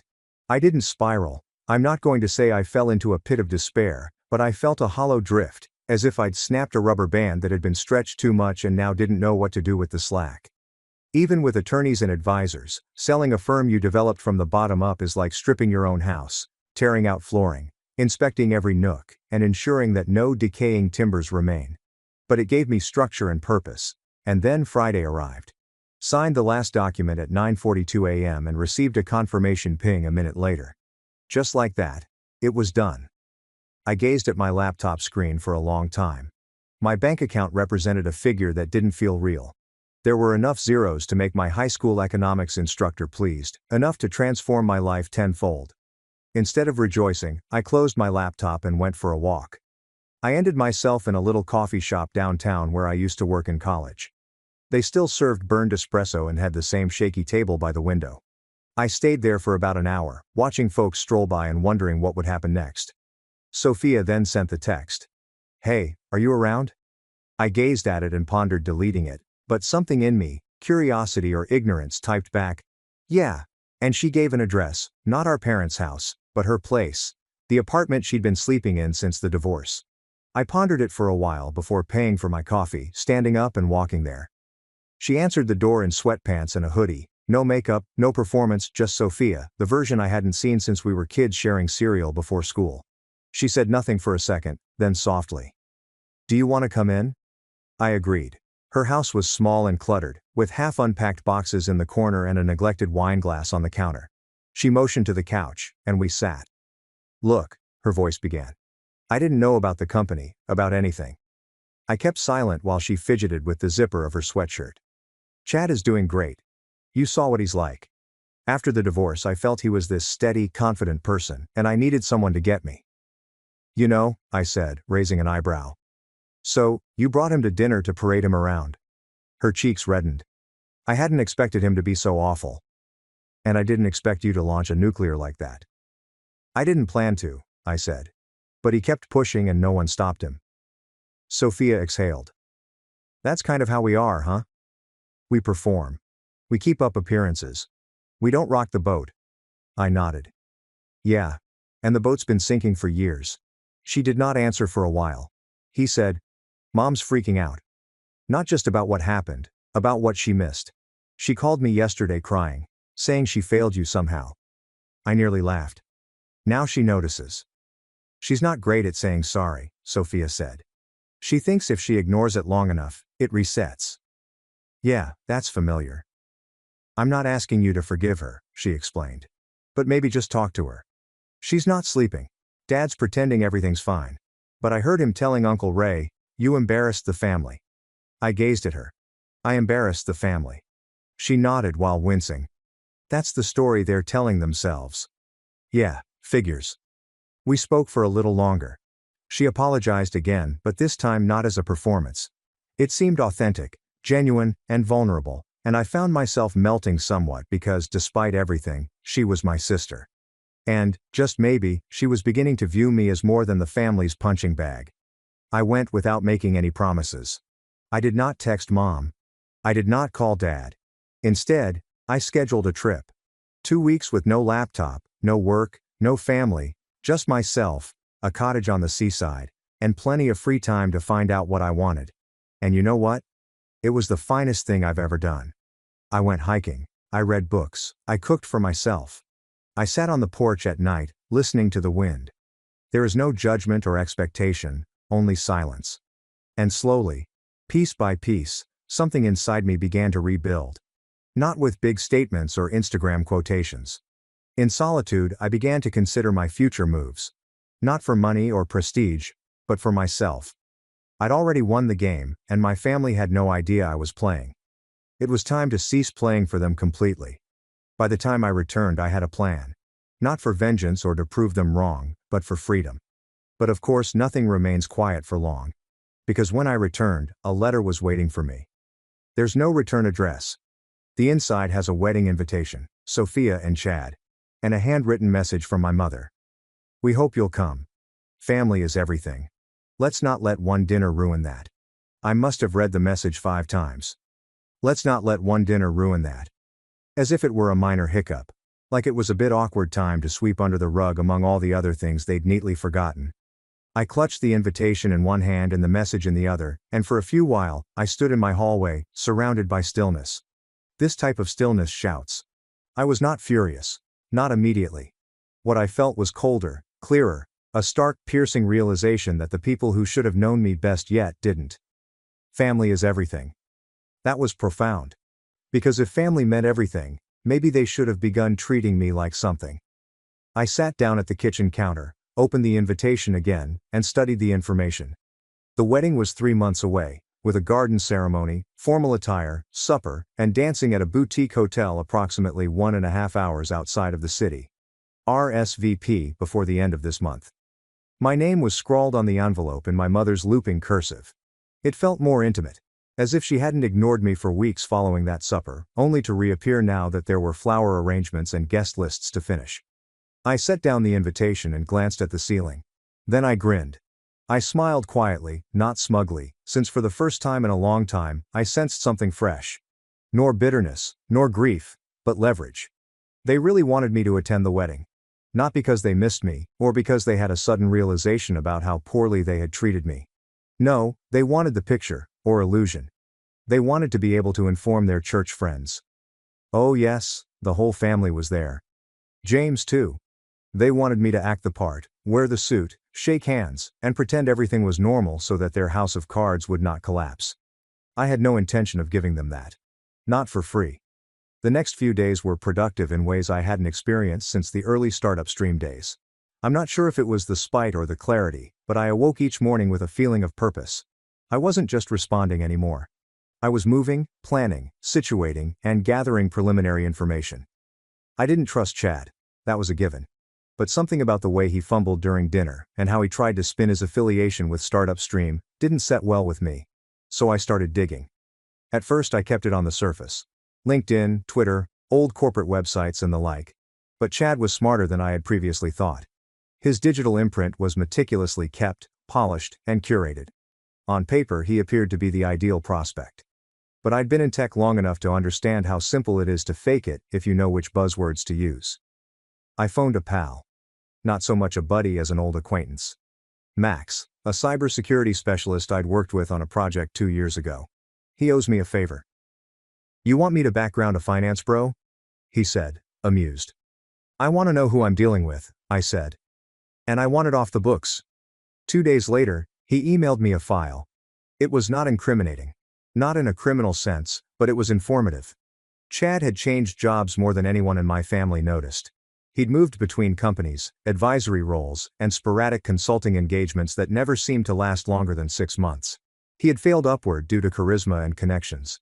He was not in senior management at his current fintech startup. He worked in sales, not strategy or analytics, which isn't necessarily unethical, but it made everything he said at dinner sound a lot hollower. More crucially, he had a history of poor investments. Real estate, cryptocurrency, and a few e-commerce enterprises that never went beyond the initial stage. He wasn't broke, but he also wasn't the powerful CEO he seemed to be. That explains a lot. I saved that information for later. Step 2. Allies. I wasn't intending on going nuclear. Not yet. But I wanted alternatives. So I phoned up Lily. Lily was my ex. Okay, sort of. We dated informally in the early startup stream years. They remained friends afterward, and she had always had a keen sense of people. More significantly, she'd been to that dinner a year before when Sophia brought her last lover to test the waters. Lily noticed the same trends I did. The performative charm and fragile ego. She had even predicted that the relationship would not continue, and she was correct. When I told her what happened to Chad, she didn't hesitate. I'm in, she said. Whatever you need. You might regret that, I warned. I won't, she answered. Besides, I owe your sister for that passive-aggressive meltdown. She pulled on me at brunch. Fair enough. Later that week, we got together at a coffee shop to play some games. So, what's the plan? She said, sipping her iced latte. Expose him at the altar. Dramatic speech. Hidden camera, I said. Nothing that flashy yet. I want to see how deep this goes. I think he's using my sister. Maybe for money, maybe for clout. I don't know, but something's off. Lily nodded. You think she knows? She's too wrapped up in the idea of winning to notice. And your mom, I said with a grin. She'll ignore anything that threatens the aesthetic. Lily leaned forwards. Then let's give them exactly what they want. A perfect, peaceful wedding with you front and center. I halted. You think I should go? I think you should RSVP. Yes, she answered. And while you're smiling for the cameras, we start laying the groundwork quietly, surgically. If Chad's hiding something, we'll find it. And if he's not, well, we'll be polite. But if he is. She left the phrase hanging. I nodded. Okay, I responded. Let's play. That night, I RSVP'd as a +1. No one texted me to confirm, but I knew they had seen it. The next 3 weeks were all about preparation. I linked with individuals, spoke with common acquaintances, faded into the background of Chad's digital world, and began observing. Lily assisted me in going through his social media and identifying trends. Weird anomalies and time frames, trip dates that didn't make up, and statements from pals implying side projects no one knew about. Then one night, Lily messaged me and said she'd found something. I clicked the link she gave. It was a forum topic on a specialist financial board, hidden under layers of SEO fog. Chad is blogging behind a pseudonym, but not very cleverly. He was promoting some type of crypto-based investing platform that was half-baked, lots of jargon, and blatantly illegal. The discussion was filled with red flags, claims of guaranteed returns, pushy methods, and a few replies from dissatisfied individuals who claimed they never received their money back. It wasn't a smoking gun, but there was clearly smoke, and smoke indicates fire. I emailed the thread to Max. 2 days later, he affirmed. Chad had discreetly set up a shell corporation 6 months earlier. He'd been funneling money into it from personal accounts and potentially from friends and relatives, most likely promising them a high return on a non-existent product. That's when I realized it wasn't simply about revenge anymore. This was about protection. My sister was about to marry a man who may be a con artist. She had no idea. My parents were planning a wedding that may end with litigation, debt collectors, or worse. And no one had the fortitude to see it save me. So I made a choice. I would not cancel the wedding. Not yet. But I'd be prepared because when they asked me to smile for the cameras, I'd grin with everything in place. The wedding day arrived like the last act in a play that everyone had prepared but didn't fully comprehend. The place was precisely what I expected. Tastefully lavish. White flowers adorned archways, and gold-trimmed invites were given out to visitors by adolescent relatives dressed in stiff suits. A jazz trio performed quietly at the garden entrance as people walked around holding champagne flutes. Their talks were as shallow as the ornamental koi pond next to the buffet table. I arrived in a matte charcoal rental, sleek, modest, and professional. Ava strolled out alongside me, wearing a deep green dress that caused at least 3 of my mother's acquaintances to pause in mid-sentence. She put her arm around mine and said, "Are you ready?" I did not respond straight away. I just looked across the lawn to see Chad shaking hands and smiling for practice. My mother was giving last-minute instructions to the wedding coordinator, like a commander directing a battlefront. Sophia, exquisite in a lace ivory gown, immaculate makeup, and her distinctive pageant grin, stood in the center of it all, like a porcelain doll no one dared to touch. Then I nodded. Yeah, let's finish this. The ceremony was supposed to begin at 4 p.m., just when the sun had sunk low enough to make everything appear golden in photographs. Everyone dressed to impress, and for the most part they did. I recognized several familiar faces, including old neighbors, family friends, and a few distant cousins who merely came for free food and talk. During the pre-ceremony, I kept my distance and mingled while nursing a glass of water and observing Chad. He was in full political gear. Charming, joking, and bragging just enough to make others feel special without disclosing anything significant. If you didn't know better, you'd believe he was the groom of the century. But I knew better. So did Ava. She prodded me around 3:30. He's still working the room. You sure we wait until after? Yes, I answered. Let the illusion complete itself. We grabbed seats in the front second row, behind the close family. My mother saw me and offered me a brittle grin. Dad nodded stiffly. Sophia didn't look at me once as she walked down the aisle, hand clutching a flower and gaze fixed on the altar. I saw a stiffness in her jaw, not from nervousness, but from restriction. Chad, to his credit, looked every bit the charming groom, with his clean-cut tuxedo, modest cufflinks, and unwavering confidence. The ceremony was brief, with largely fluff, a few tears from my aunt, and some excessively long personal vows that sounded suspiciously like they were AI-generated. Next came the reception. That was the actual performance. Tables arranged with personalized place cards, a choreographed first dance, and a menu that mentioned the farm where the chickens were grown. My mother offered a toast about love, perseverance, and creating a future together. My father proceeded with a little uncomfortable but emotional statement about welcome Chad into the family. I waited. I was watching. And then, just as dessert was being served, when the wine had settled and the guests were relaxed and smiling, I stood up. "May I say a few words?" I said, tapping a spoon on my glass. The room turned. The MC halted and looked at my mother, who appeared stuck in place. Chad grinned hard. "Of course, man. Go ahead." I went up to the microphone. "Thanks," I said. "I'll keep this short. I just wanted to say how happy I am for my sister. Sophia, you look beautiful. I may not say it enough, but you've always been the strongest person I know."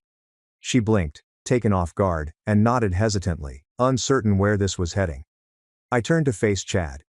"And Chad, I have to admit, I wasn't sure about you at first, but over the past few weeks, I've done some homework. Dug into your background, your investments, your side projects. It's enlightening." The atmosphere moved, laughing faded, heads tilted, and Chad straightened. "What are you?" I raised a hand. "It's okay. I'm not here to ruin anything. I'm just here to tell the truth." I took out my phone and linked it to the projector that the venue had put up for the photo presentation. The screen blinked, revealing a web browser. I opened a PDF labeled Investor Communication Records Credence Coin 2021 to 2023. Another file contained screenshots of Chad's forum postings under his alias. Next, a brief video clip of a recorded Zoom pitch in which Chad offered assured profits to a group of naive investors. His expression, voice, breaths, and quiet. I let it play for 20 seconds before halting it. "Chad has been conducting a low-level Ponzi scam for the past 2 years, I said patiently. "It isn't huge enough to make headlines, but it's enough to devastate people, friends, family, and anybody who believed in the idea." People turned, their faces twisted. My uncle muttered something to my father, who turned the sheets white. Sophia stood there, gripping her bouquet like a weapon. "James, what is this?" "It's what I tried to tell you," I muttered. Softer now. "He's not who he says he is. I wanted to warn you sooner, but I needed proof." Chad approached me. "You little..." I said, bringing out another sheet of paper. "I've already submitted this to the SEC. This is just a courtesy." His face had lost its color. "But do you know what's really sad?" I asked, turning back to face the audience. "It's not just the fraud. It's that no one in this family wanted to believe I could be right. That I could have value beyond being the quiet one. I was told to stop making the family look bad. To be courteous and let things go." I looked at my mother. Her hands shook around the champagne glass. "But today, I chose not to be quiet. Today, I chose truth over comfort, and I think you all needed to see it."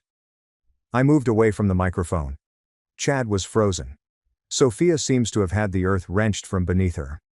The wedding coordinator stood at the side of the room, pallid and twitching. Then came the repercussions. My mother stood up. "James, we need to talk." "I'm done talking," I said. "You only listen when it's convenient." Sophia whispered. "James? Wait." Her voice cracked. "Why now?" I turned to face her. "Because you deserve better, even if you couldn't see it." Then I walked out. Ava followed, her heels clicking beside my. We did not speak till we got to the car. She eventually asked, "Do you feel better?" I took a long breath. The air out here was colder and quieter. "I feel free." We drove away. Later, I learned that Chad was held for interrogation that same week. The SEC had allegedly been circling for some months. My paperwork provided them with the last piece. Sophia terminated the marriage in less than a month. My folks were radio silent for a time, but then a card arrived in the mail. There is no note, only a blank card inside. I threw it. Some endings might not require closure. Some endings are just clean, like the sound of a door finally shutting behind you. Sometimes quiet is the loudest victory of all. My father's will left everything to my sister, even the car I bought him. So I exposed his financial secrets to our entire family. My name is Elliot, and I'm 34 years old. I'd like to tell you about what has been going on with my family lately.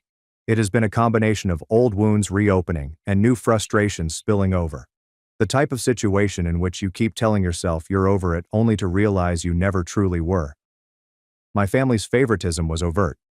If you asked my father, Walter, he would most likely deny it, but everyone else knew the truth. Clara, my younger sister, has always been the golden kid. She's 28, intelligent, ambitious, and has somehow managed to check off every box her father has ever wanted. I, on the other hand, could never quite measure up, no matter what I tried. For years I attempted to ignore it, certain that Dad had unrealistic expectations or that my accomplishments were not highlighted enough. But last week, everything became painfully evident. It was your typical Thursday night. Mom prepared dinner, and Dad, Clara, and I sat at the table. We were not close, not really. We had never been the type of family that sat around and shared every detail of their life. It was more of a formality, a weekly check-in in which everyone was physically there but emotionally detached. The talk that night was difficult, as it usually is. Dad was quieter, more restrained than usual. I assumed he was exhausted. Then, while I was telling Clara about a new project at work that I'd been looking forward to for weeks, Dad interrupted with a sharp, frigid voice. "You will never be good enough, Elliot. You simply don't grasp it." He didn't express it as a joke or casual observation. No, it was as if a verdict had been given in front of Mom and Clara. But nobody said anything. I felt my face flush and my hands stiffen. The words hung in the air, thick and oppressive. I wanted to say something, but didn't. A part of me wanted to scream, while another wanted to escape. Clara gave me that strange half-smile, as if she knew this was a ritual for Dad and was almost enjoying the experience. Mom swiftly shifted the subject, and we completed dinner quietly.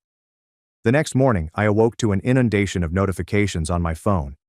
Dad had written a lengthy comment on Facebook praising Clara's huge promotion. She had been elevated to senior director at her firm, which she had undoubtedly worked hard for. But the way Dad worded it made it seem like the entire world was meant to bend down and honor her while I remained invisible. There was a photo of Clara clutching a glass of champagne and smiling as large as you could imagine.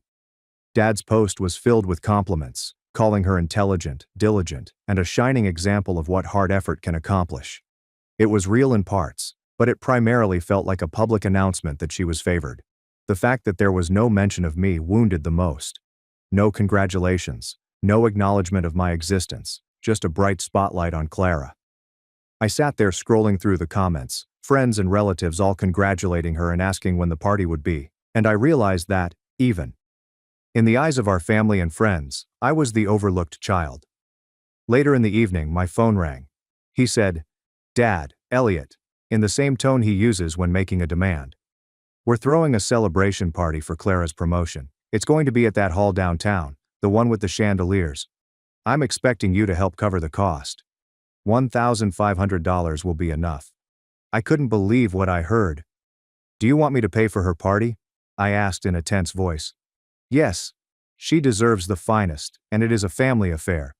You are a member of this family, hence you are responsible." I took a deep breath. "Dad, I do not fund your favorites." There was a prolonged hush. Then his voice became lower and harsher. "You owe her so much, Elliot. Do not forget it." I hung up before he could say anything further. I spent the rest of the night going over every phrase and memory with Dad. He constantly made me feel like I was a step behind. The way he dismissed my achievements. He lavished Clara with attention and resources, as if she were the only child who cared. I am not naive. I know Clara worked hard to achieve her promotion. But I also understand that this is not about merit or justice. It's about power and favoritism, and my father's unwillingness to view me as anything other than a disappointment. Something inside of me shifted that night. I vowed that I would not let this trend continue. That I would defend myself, even if it meant breaching some unspoken family norms. But then I did something I vowed I would never do. Something that has the potential to either change everything or completely destroy the family. That night, after hanging up with Dad, I sat alone in my apartment long after the lights were turned off. The stillness was far louder than any argument or shout. I continued repeating his rebrices. "You will never be good enough." Then came the request for money to fate my sister, as if she were some untouchable queen. I was angry, but mostly fatigued. It wasn't only about the money or the party. It was years of feeling invisible, disregarded, and completely rejected by my own family. The type of rejection that cuts worse than any angry word because it is gradual, steady, and consistent. Dad was always a difficult individual. He worked hard. At least that is what everyone claims. However, his devotion was always contingent on certain conditions. When I was younger, I remember trying so hard to impress him. Excellent grades, athletics, music courses, and even college scholarships. But nothing ever seemed to be enough. Clara breezed through childhood. Dad enjoyed showing her off. In his eyes, she was the perfect daughter, capable of walking on water. I do not blame Clara. She was a child simply trying to live her life. But Dad made it plain from the beginning that she was his success story, and I was just another kid. Every accomplishment I had was either rejected or overlooked. When I got a decent job right out of college, Dad barely looked up. But when Clara received a summer internship, Dad proclaimed it to every family member and friend as if it were a national holiday. Mom, she was different. She adored both of us, but she rarely intervened when Dad got like this. Sometimes I believe she simply didn't know how to fight him. Perhaps she thought this was the way things had to be. Mom's eyes twitched with regret during the dinner where Dad started saying I'd never be good enough. But she said nothing. I later found that she felt constrained, as if she couldn't intervene without worsening the situation. This left me torn between two people who should have been my biggest supporters, but weren't. 2 days following the call, I received an official invitation to Clara's promotion celebration in the mail. It was elaborate gold foil lettering on hefty card material, accompanied by a reservation at an expensive venue with live music, fancy catering, and an open bar. I looked at it for a long time, my stomach twisting. I knew Dad was using this celebration to highlight Clara's accomplishment to everyone, including their friends, colleagues, and neighbors who had watched us grow up. It was a public spectacle, a trophy display, and I was supposed to pay for it. I was not only angry anymore, I felt manipulated. The following day, I called Dad back. Dad, I spoke softly. I'm not sending you any money for the party. There was a lengthy gap. Then his voice became colder, sharper than before. That is disappointing, Elliot. I thought you'd do the right thing for your sister. I'm doing the right thing. I'm not going to bankroll a party where I'm not even acknowledged. Maybe you're not the right son after all. I could hear the hidden threat behind that. The insinuation that if I didn't follow his rules, I'd be kicked out entirely. I informed him, I'm done playing your game. I hesitated whether to tell Clara about it. We had never been close, but I hoped she would understand. After all, she has faced her own challenges. But when I brought it up, she didn't simply dismiss it. She accused me of selfishness. Dad's working so hard to make the celebration perfect. You should be happy for me, Elliot, she replied with a forced smile. I am happy for you, I said. But I'm not satisfied with Dad's behavior or with being made to pay for it when I'm treated as if I don't matter. Clara's eyes narrowed. You simply don't grasp it. You never have. It was obvious she wasn't on my side. At least not in this case. Later that evening, while I was trying to clear my mind, I received a message on my phone from an unknown number. Elliot, this is Bryce. I am Dad's accountant. We're aiming to have everyone's contributions for the celebration completed by Friday. Please let us know whether you plan to send your share. I stared at the screen in disbelief. Even Dad's accountant was involved in this. It felt like a corporate takeover of what was supposed to be a family occasion. I replied, not contributing. Please notify your client. That night, I made a decision that astonished even myself. I began looking through some old family financial paperwork I discovered while cleaning up Mom's attic last year. I had never paid much attention to them before, but now I was seeking for anything that could provide me with leverage or at least some clarification. What I discovered made my mouth drop. There were records of money coming from Dad's accounts, including big sums for firms and investments I'd never heard of. Then there were personal expenses, fancy vacations, a new automobile for Clara, and costly gifts with no receipts or explanations. But there was something more lurking in the files, something I didn't expect. A letter from a lawyer explaining a revised will draft that left practically everything to Clara, with little mention of me. That was when everything changed. After discovering the wrath, I spent the next 2 days in a daze. It felt as if I'd discovered a hidden universe beneath the surface of my family. One based on exclusion and control, not love or fairness. I couldn't sleep or focus at work. Every time I considered phoning Dad or even Clara, my chest clenched with fear. The whole thing felt like a trap, and I wasn't sure whether I wanted to walk into it or run away. One afternoon I went to coffee with my mother. I needed someone to talk to, someone who could provide answers, or at least sympathy. She looked tireder than usual, as if the weight of the family was also crushing down on her. When I brought up the will, her face turned pale. She sighed deeply and added, Elliot, your father has been planning this for years. He has always believed that Clara was the one who would carry the family name forward and make a difference. I shook my head. So what about me? Am I just expected to disappear? Mom hesitated before calmly admitting. He has never wanted to see things that way. You were always hard for him to understand. You don't fit into the template that he had anticipated. It hurt more than I imagined. Meanwhile, Dad's messages were more frequent and less subtle. He began texting me, reminding me of our family commitments and the need of publicly and privately supporting Clara.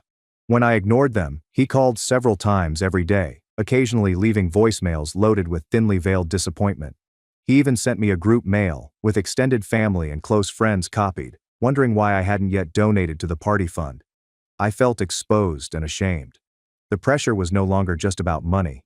It was about maintaining appearances. Dad wanted to project the ideal family image on Facebook, at parties, and in every discussion. And I was the inconvenient reality he desperately wanted to conceal. I contacted Clara again, expecting that things might change now that the will was out in the open. Instead, she returned a scathing reply. Dad's right about you, Elliot. You don't understand how hard this has been for him. For me, maybe if you weren't so focused on yourself, you'd see that. It was as if she had become a defender of the one thing that was hurting me the most. It felt like betrayal, but I also recognized she was imprisoned in her own way, wanting to hold on to the favor her father had given her, no matter the cost. The celebration was less than a week away, and the family's stress was intolerable. Dad became increasingly distant from me, chilly in his texts, and Clara was preoccupied with party arrangements that excluded me altogether. I received a call from the event coordinator, who had been copied by Dad, inquiring whether I wanted to RSVP or send a present. I told her no. The planner seemed taken aback but courteous. Dad was clearly trying every tool at his disposal to coerce me into compliance, and I was holding firm, albeit barely. One night, while lying awake, I considered who I wanted to be in all of this. The child who passionately desired to belong and be loved by his family, or the adult who refused to be marginalized, neglected, and dominated any longer. I made a choice. I was going to address this directly, not just for me, but to expose the entire unfair, toxic relationship.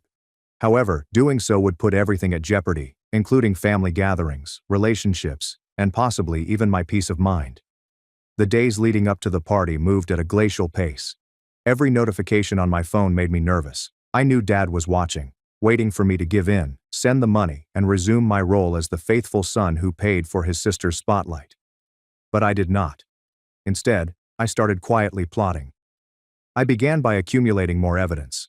Not only did I prepare the will, but I also looked through all of Dad's financial records, hidden transfers, invoices for lavish presents, and even payments to a firm that appeared to be registered in Clara's name but was actually run by Dad.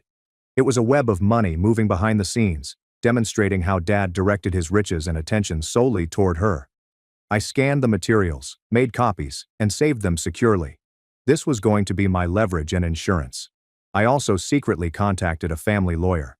I wasn't sure I wanted to launch a legal battle, but I needed some advice, someone neutral who could explain the meaning of these documents and my rights.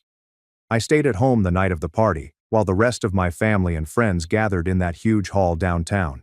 I did not send a gift. I did not attend. I surely did not send a cent. Instead, I tried something else. I sent a carefully worded email, not only to Dad, but also to the extended family, Clara's colleagues, and a few close family friends. In it, I detailed everything I'd discovered, while emphasizing Clara, the financial trail, and most crucially, Dad's habit of favoritism, which had rendered me and others invisible and unsupported for years. I framed it carefully. No allegations, only facts, doubts about fairness, and a need for transparency. I had sinned, pulse beating, knowing there was no turning back. The reactions were quick. Some relatives were shocked, while others were angry, most of which was aimed at me for airing dirty laundry. Clara called me furious and accused me of betrayal. Dad remained silent at first, but the tension was evident.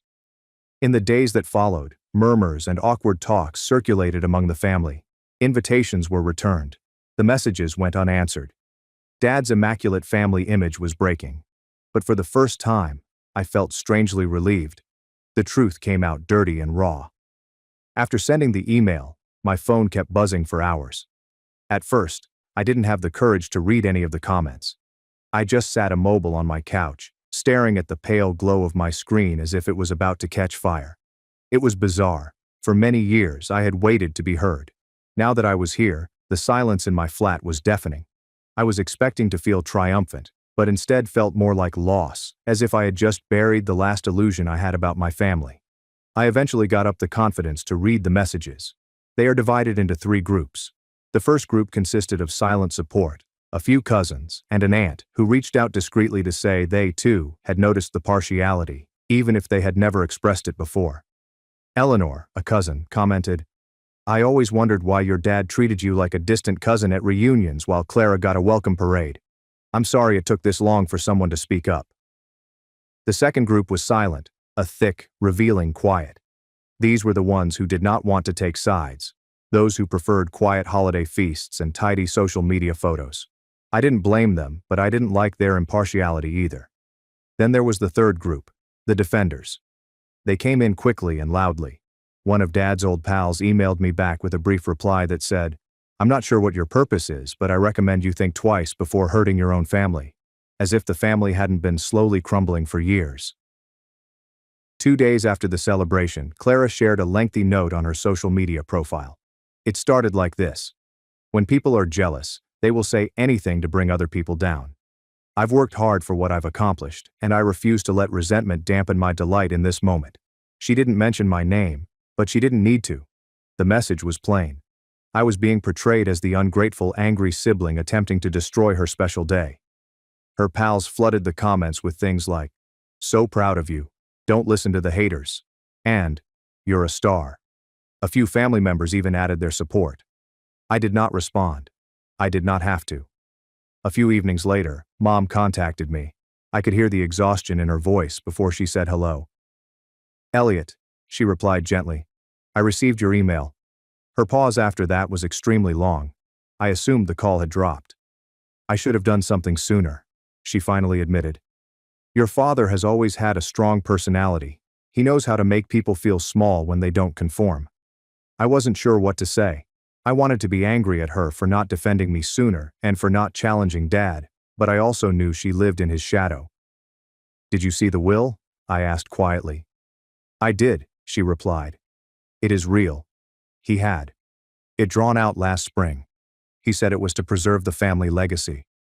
"When I asked about you," he answered, "Elliot will be fine. He doesn't need anything, like you were a stranger." She was in tears. I never agreed with it, but I was terrified of the consequences if I pushed. It was the first time I heard regret in her voice. I'm filled with deep regret.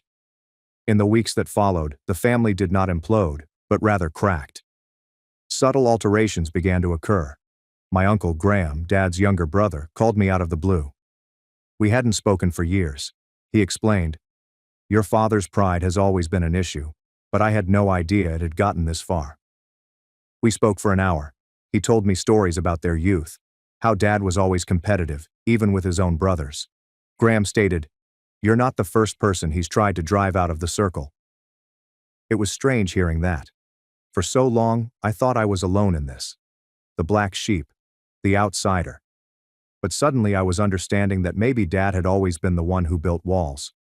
Then one afternoon, I received a hefty packet in the mail with no return address. Inside was a handwritten letter from Dad, not an apology, but a lecture. He wrote, "You've made your choice, Elliot.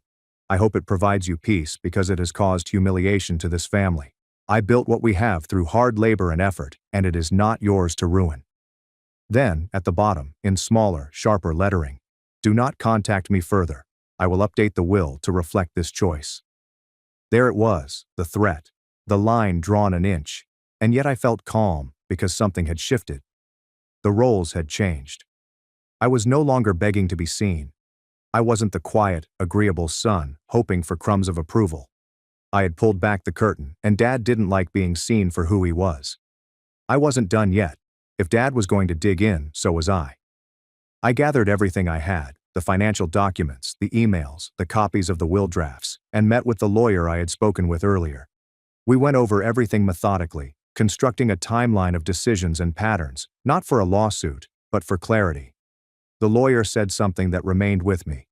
Even if you never fight this legally, documenting the truth is a type of power that most people in your situation never exercise. And I realized he was right. I wasn't doing this to win a courtroom battle. I was doing it to finally say, without doubt or apology, that what had happened was true and wrong. A week after Dad's letter, I received a brief text from Clara. "Can we talk?" I stared at it for a while, unsure what to do. My first reaction was to ignore her.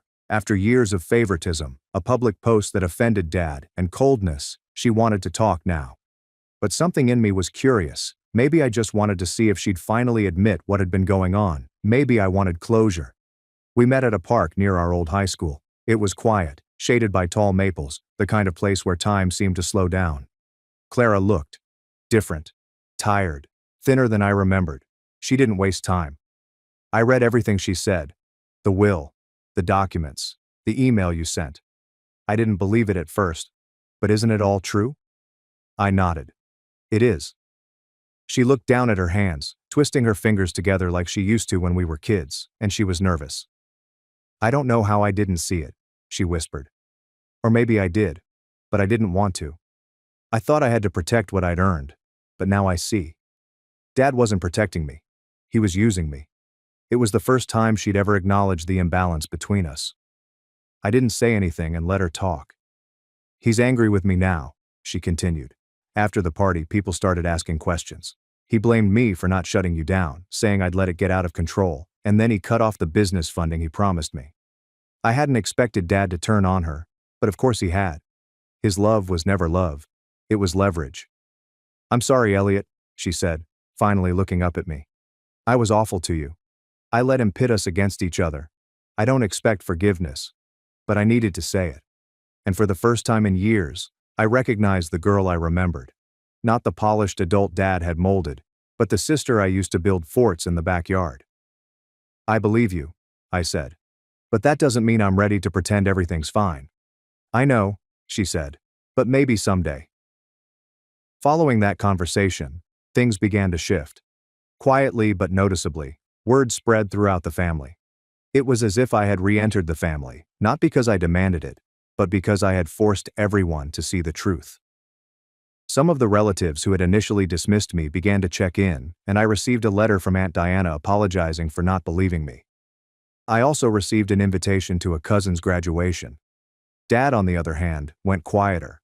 In public, he maintained his stance, telling people that I had misunderstood the will and that the situation had been blown out of proportion.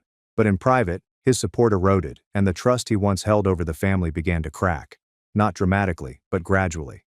He stopped being the man everyone looked to for approval, and that, I believe, was the real beginning of the end of his control. I haven't spoken to Dad since his letter. We're not exactly arranged, just disconnected.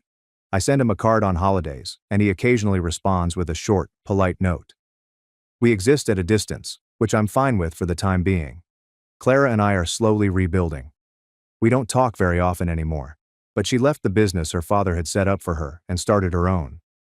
She says it feels good to build something on her own terms. As for me, I'm fine.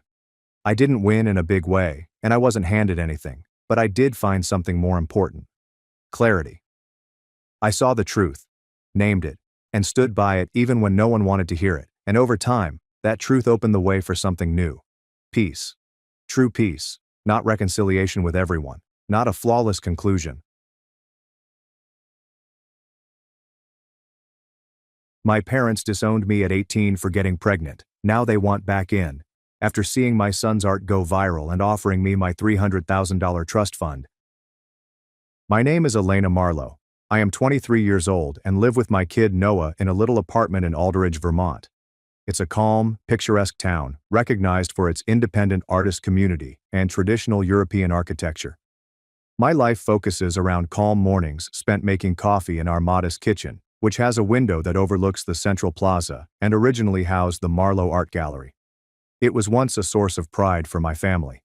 Every morning, as the first light shines through the transparent curtains, I gaze at that edifice. The sign still reads, Marlowe Gallery, big and clear. But now it's just a dusty relic from the past. Mom, I finished my drawing. Noah's loud voice interrupted my wandering thoughts. He dashed into the kitchen, holding up a watercolor painting of a dog laying beneath an autumn tree, its eyes eerily expressive. I bent down and ran my fingers through his smooth, light brown hair. You observe so well, Noah. I'm really proud of you. That dog looked so sad at the park yesterday, Mom. I froze. The way he could experience emotions through photos reminded me of myself in high school when I was constantly told I was overly sensitive and dreamy. I now teach children's art lessons at the local community center. It's not my dream profession, but it allows me to do what I enjoy most: paint and inspire other children who are navigating a world that can feel too restrictive at times. Our flat is small but cozy, with walls covered in oil and pastel paintings, the most of which are mine and some by my young students.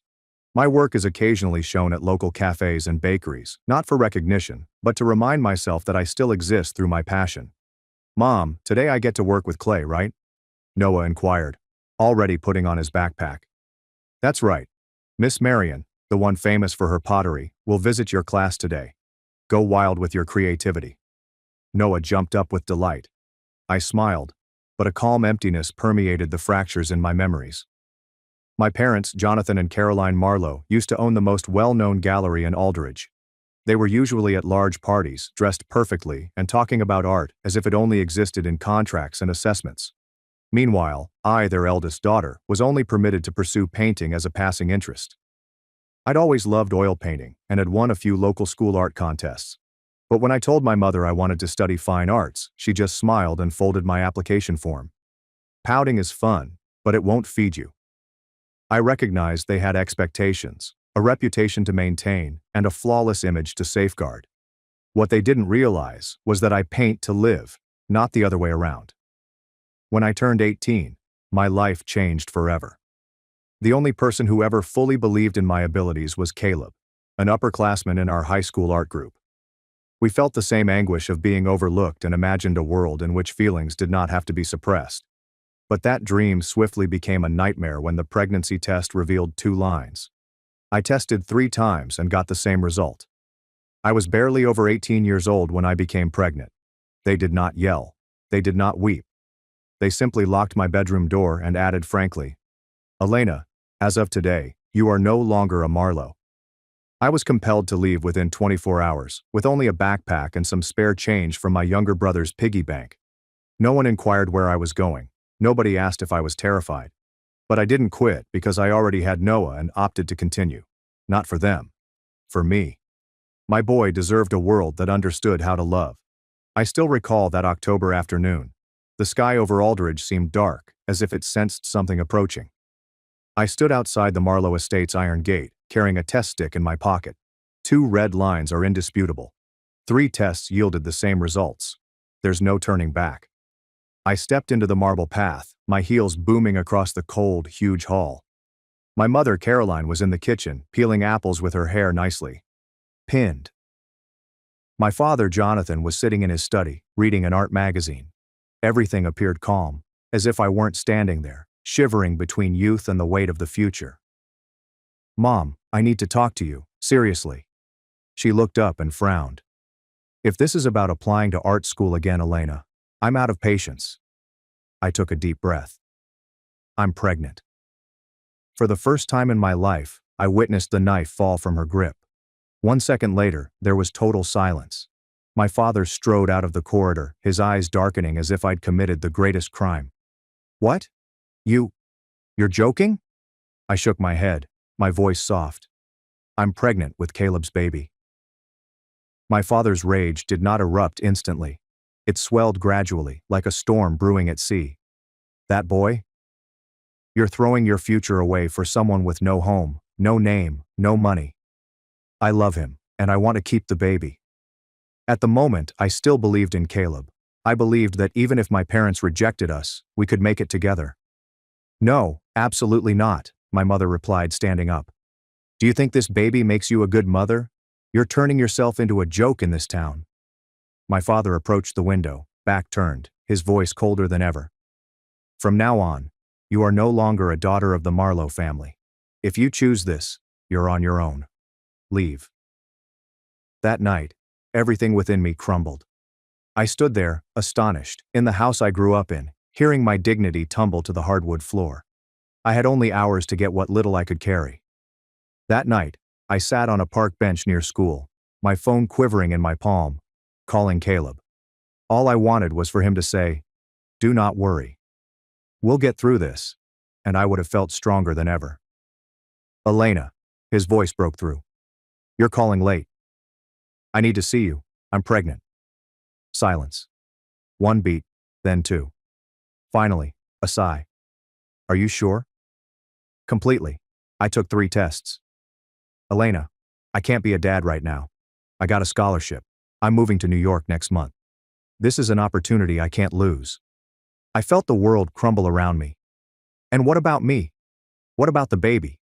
You'll be okay. You're strong. I'm sorry. Click. The wind stung through my thin coat, but it was nothing compared to the hollow pain inside. I sat alone all night, not knowing where to go or what to do. The next morning, I returned to school with puffy eyes and tingly legs. Then I spotted Miss Lorraine, the only art teacher who had ever believed in me. She rushed over and grasped my shoulders. Elena, what happened to you? I couldn't keep it in. I had a breakdown for the first time in weeks. Someone listened without judgment. You can stay at my house as long as you need. You don't have to go through this alone. I nodded through tears. That night, I had a roof over my head, a place to start anew. There are no parents, boyfriends, or relatives standing beside me. But I had Noah, still unborn, but already teaching me how to stand tall. I moved into a small wooden cottage behind Miss Lorraine's garden, where she was the only adult who did not ignore me. The room was tiny, just big enough for a single bed, an ancient desk, and a chipped brass light. But for me, it was everything. A true home. Every day I helped her cook and clean, and after school, we painted together. She didn't ask for much, and she didn't pity me. She simply gave me space to breathe and get back on my feet. Most significantly, Mom ensured that I continued in school. As my belly expanded, rumors followed me along the corridors. But I didn't care. I still sat in the front row, turned in my work on time, and spent my nights studying art instruction. A goal I had never dared to admit. On graduation day, Noah was about the size of a tiny watermelon within me. I entered that test hall with sore feet, an aching back, and a loose coat to avoid the attention. But once I started writing, I felt liberated. Something I had never experienced in the grandeur of the Marlowe estate. I gave birth to Noah 3 weeks later, on a scorching July afternoon. The small town hospital had no private rooms or elegant bassinets, just creaky ceiling fans and the strong odor of disinfectant. But when I heard his cry, I realized it was all worth it. I named him Noah because the name means strong-willed protector. I hope he grows up to be nice, powerful, and never feel like a burden to anyone. For the first 2 years, I lived off a part-time assistant stipend from the local art college. Mornings, I babysat. In the evenings, I did online art teacher certification programs. Miss Lorraine looked for Noah on weekends while I worked shifts at a bakery downtown. Some evenings, I was so fatigued that I fell asleep while mixing watercolors. But I never grumbled since. For the first time in my life, everything I did made sense. When Noah was 3, I received my community art teacher certification. I sat on Miss Lorraine's porch and cried more than I had ever cried when my parents turned me away, not because I was in anguish, but because I had accomplished my goal, alone, yet unbroken. I landed a job teaching children's art classes at the Aldridge Art Center, which was my and Caleb's favorite weekend hangout in high school. Every Monday, Wednesday, and Friday, I ride Noah to class, and then begin teaching other children how to merge colors with light, emotions, and even things language cannot express. I do not instruct them to paint what they see. I instruct them to paint how they feel. Noah's artwork started appearing on our walls, put up with clear adhesive. They were awkward but full of emotion. A smiling cat, a scarlet maple tree in winter, and a mother and child standing in the rain with a green umbrella. Even in those childish strokes, I could see them. Noah had talent, which I would never force, but rather foster if he was ready. One October day, while cleaning up after class, I received an email from a nearby art cafe. We were quite delighted by Miss Megan Marlowe's artwork in the children's classroom. We'd like to encourage you to present a few pieces next month. Please contact us if you are interested. I read it repeatedly, barely believing it. All these years, I had painted with passion, motivated by an instinctual notion that art was not a luxury, but rather a place where people could be themselves. And now someone has seen it. That evening, while fixing dinner, I informed Noah, "Guess what? Someone wants to hang Mommy's paintings in public." Noah cheered. Are you famous now, Mommy?" I laughed. "I'm just your mom, but I think we're starting a new chapter, Noah." I gazed outside the window. Outside, orange and crimson leaves fluttering in the wind resembled fall letters. I didn't have any family to rely on, no grandparents to bring up Noah from school. But I did have my son, and a life. Simple, yet complete. My phone buzzed in my pocket on Wednesday afternoon, just as I was putting away brushes after my last class. When I stared at the screen, my heart skipped a beat. Chloe Marlowe. I did not misread it. It was my sister, whom I hadn't spoken to since I left home over 6 years ago. My hand trembled as I held the fabric. I paused for a few seconds before picking up the phone. "Elena, it's me, Chloe." Her voice was still soothing as it used to be, but something about her tone made me nervous. "What is it?" "I'm getting married early next month. I want you to come." I said nothing. That one sentence evoked a flood of emotions, including skepticism, rage, and, vaguely, longing. "After all these years?" I sighed, my voice almost hoarse. "You're calling just to invite me to a wedding?" "It's not just that. Dad has heart problems. It's gotten worse lately, and Mom, she's changed." I gave out a sour laugh. "Changed? You mean they suddenly realized they had another daughter after throwing me out like I was some stain on their perfect image?" Silence. Then Chloe said softly, "I can't defend what they did, but I've missed you. I've been following your art online. Noah. He looks so much like you when you were little." I clutched the phone more tightly. My chest ached from something unnameable. "They want to see you," Chloe added. "They know they were wrong. And they sent you this." The mailman arrived the next afternoon when I was helping Noah set up his paint in the studio. A small envelope with no sender's name, but the slanted calligraphy was clear. It belonged to my father, Jonathan Marlowe. I opened it. Inside was a brief handwritten letter. "This is a chunk of the trust fund you were supposed to get. If you are willing, I would like to see you again. Not to justify anything, but to listen. I hope you will consider it. Signed, Jonathan Marlowe." A check was enclosed, a hefty sum that exceeded my earnings from a year of teaching painting. I sat quietly for a long time after reading that, my heart entwined with memories. That check couldn't erase the evenings Noah and I were in need, or the nights I carried him through the bitter cold to get medicine. But the letter was the first time he had ever addressed me by name. That night, when I was doing the dishes, Noah tugged on my shirt. "Hey, Mommy, do I have grandparents?" I paused and gazed into his sky-blue eyes. I knew he'd been pondering about it for a long time. "Yes, but they live very far away." "Can I meet them?" That single question bothered me all night. I couldn't deny my kid the opportunity to have a family, even if it wasn't ideal. But I couldn't forgive as easily. The following morning, I texted Chloe. "I will come. But I am doing it for Noah, not them." 3 days later, a wedding invitation arrived by hand. Elegant cardstock with elaborate floral patterns, exactly my mother's style. Inside came a brief letter from her. "Words cannot change the past, but I hope you'll give the present a chance, even though it's late. I've always wanted to see my grandchild only once." The last line was smeared, like if a drop of water had fallen as she was writing. Perhaps tea, or perhaps a tear. I folded the letter and carefully placed it in my drawer. That night, while brushing Noah's hair in bed, I whispered, "Next weekend, I'm taking you somewhere special." "Will there be cake?" "Yes, and someone who used to be part of Mommy's family." Noah tilted his head, hesitant, and then nodded. "As long as you're there, Mommy." I held him strongly. My heart was still a tempest inside, but I knew that if I didn't confront the past, it would linger inside me like an unhealed scar. Chloe's wedding was held at Granville Hall, which is one of Aldridge's most elegant venues. The entrance was decorated with white orchids, and a string quartet performed delicate classical music. I clutched Noah's hand as we walked into the main hall, which was already packed with visitors. Heads turned. Whispers moved like waves. I could feel it. They recognized me. Elena Marlowe. The estranged daughter. The one who had been missing from the esteemed family for about 6 years. But today, I did not come alone. I arrived with my kid, Noah, in a tight little suit, his blue eyes wide with excitement and stress. "Mommy, why is everyone looking at us?" I gripped his hand. "Because you're too handsome. They're surprised." Noah giggled, and my anxiety subsided. Just then, Chloe raced over and hugged me, lovely in her elegant bridal gown and swept-up hair. You really came. I held her tenderly. Congratulations. Following a quick introduction, we were placed at a quiet table near the window. Noah looked around excitedly, asking about the violins, crystal chandeliers, and elegant dishes. Mommy, can I draw? I took out his sketchbook and colored pencils from my bag. He never traveled without them.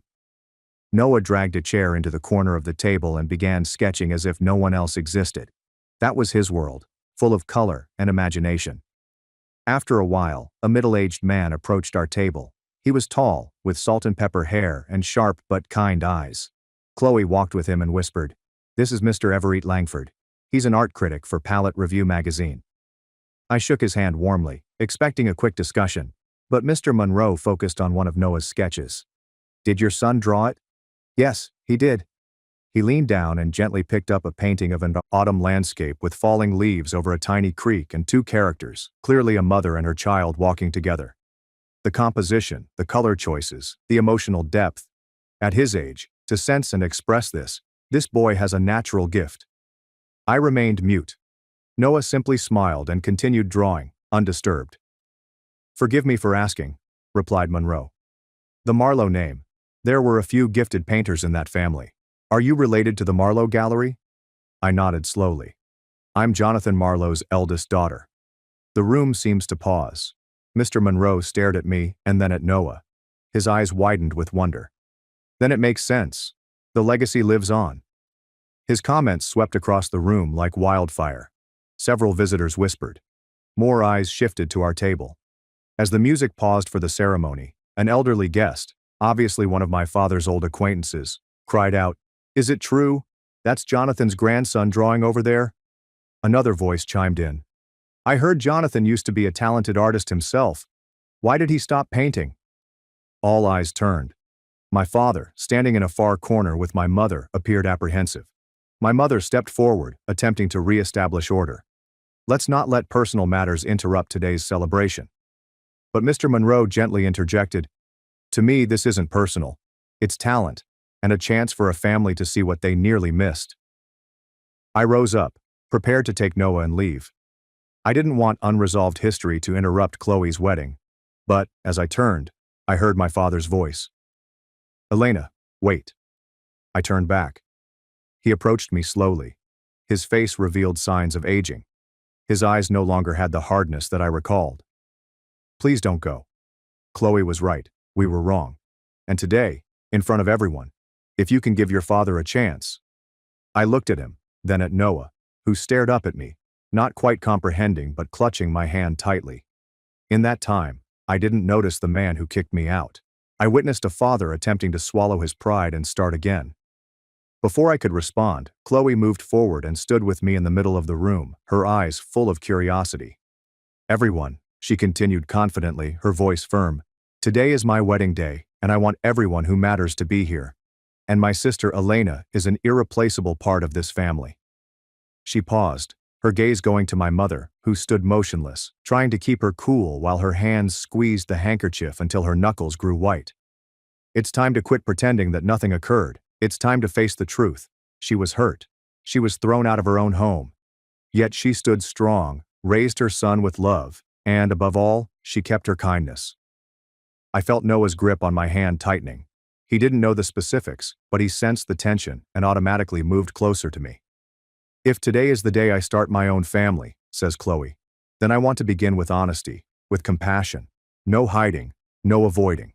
And I'm proud to have my sister Elena and my nephew Noah by my side." Claps broke out, not all at once, but loud enough to drown out the whispering. I looked at my parents. My father bent his head and his shoulders trembled slightly. My mother cried for the first time. Regret, rather than wrath or disappointment. My father moved closer, his voice quieter. "Elena, if I could go back to that day, I wouldn't choose silence. I was afraid of losing our reputation, our image, and because of that fear I lost you." I stared him in the eye. "I don't need an apology to feel better. I need change." My mother also took a step forward, taking Noah's hand softly but hesitantly. "He's truly special, and worthy of love, even if I didn't see it before." I took a deep breath. If you really want to make things right, then start with actions, not gifts or empty words. Come to my class. Watch your grandson learn. Ask, share, be patient. Forgiveness doesn't come in a day.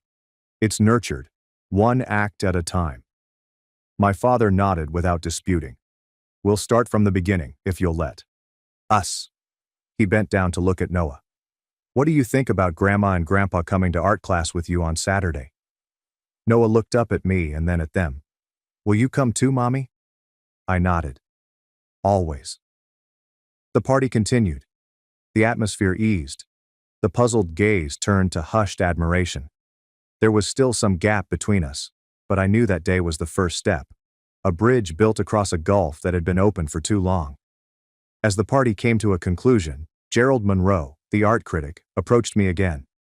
I'm organizing a children's art showcase at the town museum. I'd like to invite Noah to participate, and you, if you're willing to share your story.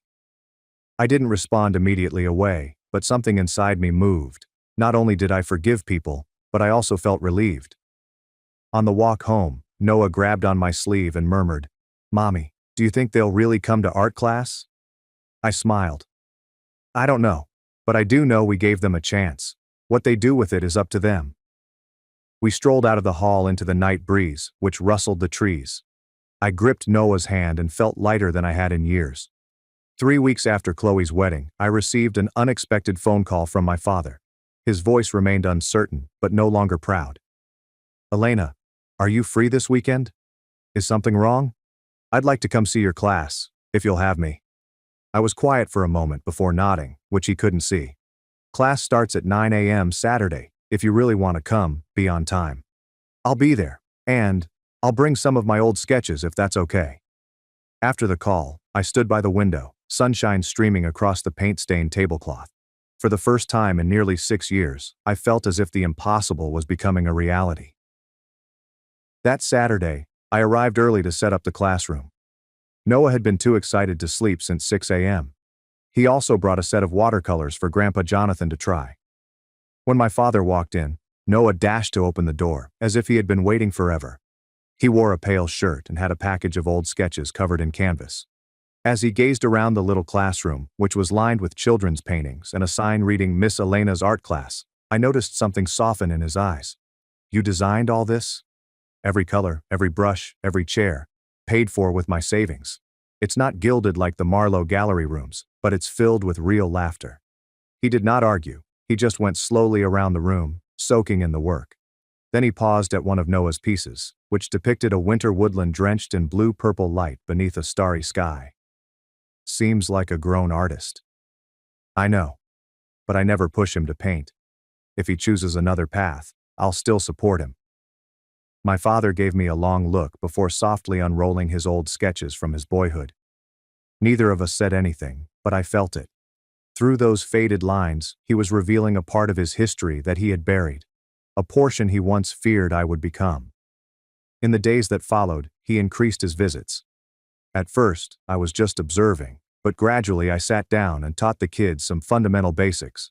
My kids began calling him the old art instructor, and Noah proudly informed his buddies, my grandpa can mix colors without a palette. My mother, Caroline, developed her own way to connect with Noah. Every Wednesday afternoon, she invited him to the park, bringing apple pie and coloring sheets. I expected her to feel uneasy, but instead, she made Noah laugh with made-up fairy stories. One day, Noah returned home saying, Grandma said an owl once studied painting and opened a gallery under an oak tree. I couldn't believe what I was seeing. A previously ignored youngster laughing in his grandparents' arms. And then something happened that I never dared to imagine. The Marlowe Gallery sponsored an exhibition titled The New Generation. The curator, none other than Chloe, invited me to display artwork by my students. Would you say yes? Chloe said over an afternoon cappuccino. You're the only one who understands what it means to plant seeds with art. I considered for a long time before nodding. If it's a place where children are valued, not judged, then yes, I'll bring their work. On opening day, I stood in the children's section, where the paintings were framed at eye level for young children. Each piece included a modest name tag and a handwritten note from me. When Gerald Monroe came by and spotted one of Noah's paintings, he smiled. It's not just talent, it's being nurtured the right way.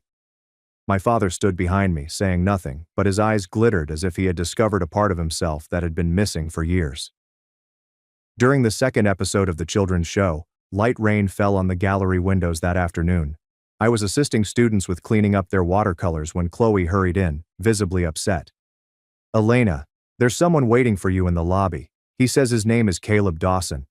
My hand froze in midair. That name shattered the peace I had built for nearly 6 years. David, the man who once swore to stay no matter what, then vanished when things got tough. I stepped out. The glass doors slid open, and there he stood, in a dark suit, slicked back hair, polished shoes, as if he had strolled out of an advertisement. But the eyes. I still recognized them. Eyes that I used to trust now make me feel guarded. "Elena, you look just as beautiful," he added, smiling.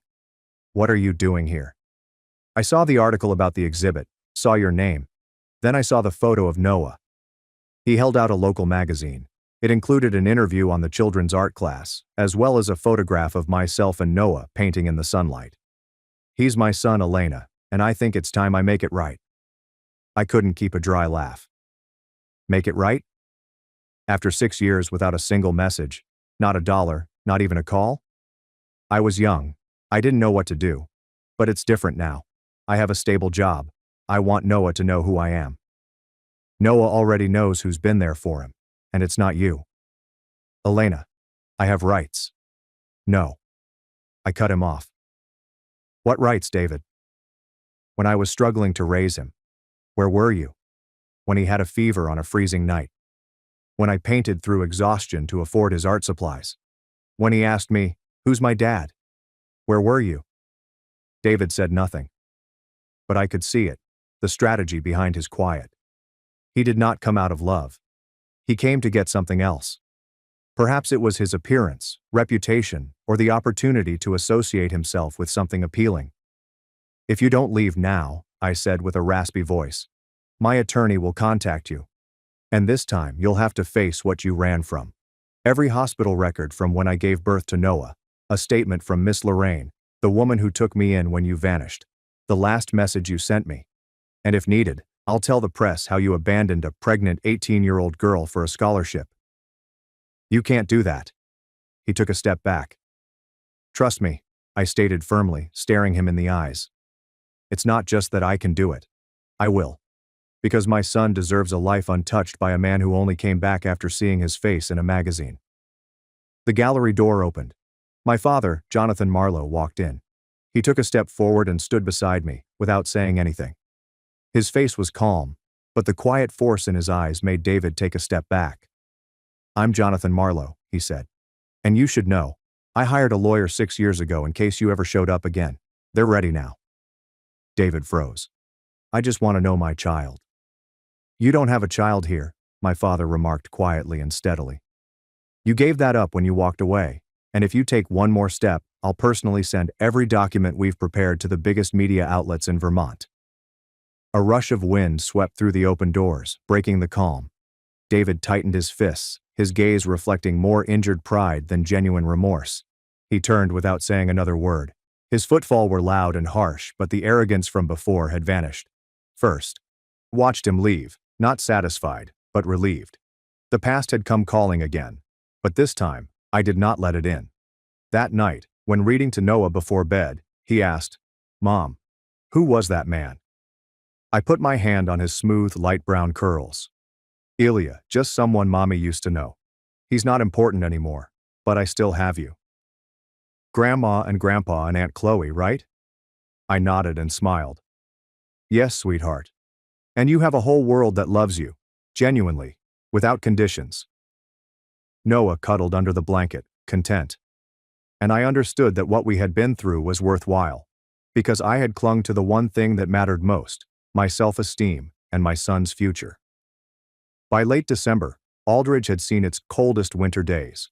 Every street is lined with bare trees, snow-covered rooftops, and Christmas lights that flicker. In our small flat, the aroma of freshly baked gingerbread blended with soft holiday music playing in the background. Noah sat at the window, coloring a picture of Santa putting presents under the tree. I watched him, a peculiar feeling falling over me. Tranquil, but contemplative. Since the exhibit and the meeting with David, I felt as if an old door had closed, and a new, unfamiliar one was gently opening. My family, once torn by fear and pride, was slowly putting itself back together. My father did not speak much, but he attended class every Saturday. Sometimes he just sat in the corner, mixing paint for the youngsters or helping with cleanup. He never mentioned the past, but I could see it in his calm presence and tiny gestures. He was making atonement in the only way he knew how, by turning up. My mother, still sharp and composed, started asking Noah more questions. She once brought him a chosen fairy tale coloring book. Watching her read to Noah in that warm, deep voice revealed a sensitivity in her that I had never known. A softness, long hidden beneath the armor of someone too preoccupied with upholding her family's reputation. Chloe paid frequent visits, often bringing baked treats and awkwardly amusing anecdotes about their new married life. She had become the glue, uniting and healing people through patience and quiet sincerity, rather than great statements. I would not claim I had forgiven everything. The scars were still there, fading but never gone. But I had learnt not to let them to define me. I didn't need anyone to beg pardon or proclaim that I had been correct. I simply needed them to stay long enough and be genuine enough for me to believe they were serious this time. For the first time since Noah's birth, we ate dinner together as a family on Christmas Eve. A round table in the center of our living room was set with roast chicken, mashed potatoes, and my father's traditional pecan pie. Noah wore a red sweater crocheted by Grandma and couldn't stop raving about my new painting, which Aunt Chloe was displaying in the municipal library. My dad raised his glass. This year, I won't make a big speech. I just want to say thank you for us being here together. I looked at him. No words were required. I just nodded. As we went outside to watch the snowfall, Noah came up to me and said, "Mommy, can I make a wish this year?" "What is it, sweetheart?" "I don't want any presents. I just want us to have dinner together like this every year." I kneeled down and hugged him firmly. "Me too, Noah." Snow gently coated the porch roof, and golden light spilled through our warm windows. Nobody knows what the future holds, or if every crack in the heart will ever be totally repaired. But I knew one thing. I was no longer alone. And I was not the outcast. I was selected again, this time by the same family that had previously abandoned me. My narrative is not about seeking forgiveness. It's about overcoming adversity and creating a meaningful life. I went from being a rejected girl by her family to becoming a mother, a teacher, and a leader for my kid. The past cannot be erased, but through love and perseverance, I transformed agony into power, and that allowed a broken family to repair itself through honesty and trust. My sister stole my fiancé, slept in my bed, and asked to use my $40,000 wedding for their big day. Now she's alone and wants back in. My name is Luna, and I am the younger of two sisters in what you could call a blended household. But blended suggests some type of harmony, which there wasn't much of growing up. My mother had been married before, to a man who died when my half-sister was 5. She then met my father, they married, and I arrived a year later. Sounds like a lovely little package, right? Wrong. See, my mother had inherited this house from her first husband. Nice place, not too fancy. She also had a sewing factory. After she and my father married, she urged him to assist run the firm. They formed a good squad, I'll give them that. Dad handled the money, while Mom was in charge of manufacturing things and dealing with people. They quickly doubled the company's profitability. When I was tiny, I overheard them discussing the future. They were in the kitchen, supposing I was sleeping. "I hope the girls will take over someday," she remarked. "Keep it in the family, you know." Dad concurred. "That'd be great. Luna's got a good eye for design already, and Sophia's sharp with numbers." Sophia had other plans, unbeknownst to them. My dear half-sister never let me forget that she and Mom owned everything, including the house, the business, and the terrible spoons we ate with. "This is my house," she'd protest, barring the entrance to her room. "You're just living in it 'cause your dad mooches off Mom." I was too young to realize why she was so cruel. I merely wanted to play with her wonderful toys and borrow a pencil for drawing. But if I touched something, she would take it away. "That's mine," she screamed. "My real dad bought it before he died. You can't have it." Mom attempted to stop her. "Sophia, honey, that's not nice. Luna's your sister." Sophia would spit back, "Half-sister. And she gets everything. It's not fair." Dad didn't say anything throughout these fights. He would simply touch my head and urge me to ignore her. But how could I? She made my life hellish. One day, I discovered some colored pencils in the living room. I was overjoyed because I could finally draw the lovely gowns that I had imagined. I began sketching, engrossed in my own little universe. Then Sophia stormed in. "Those are mine," she said, grasping the pencils. Before I could stop her, she ripped up my sketches. I hurried to Mom and sobbed. She hugged me tightly before marching over to Sophia's room. "That's enough," I heard her exclaim. "You will not treat your sister this way." However, nothing changed.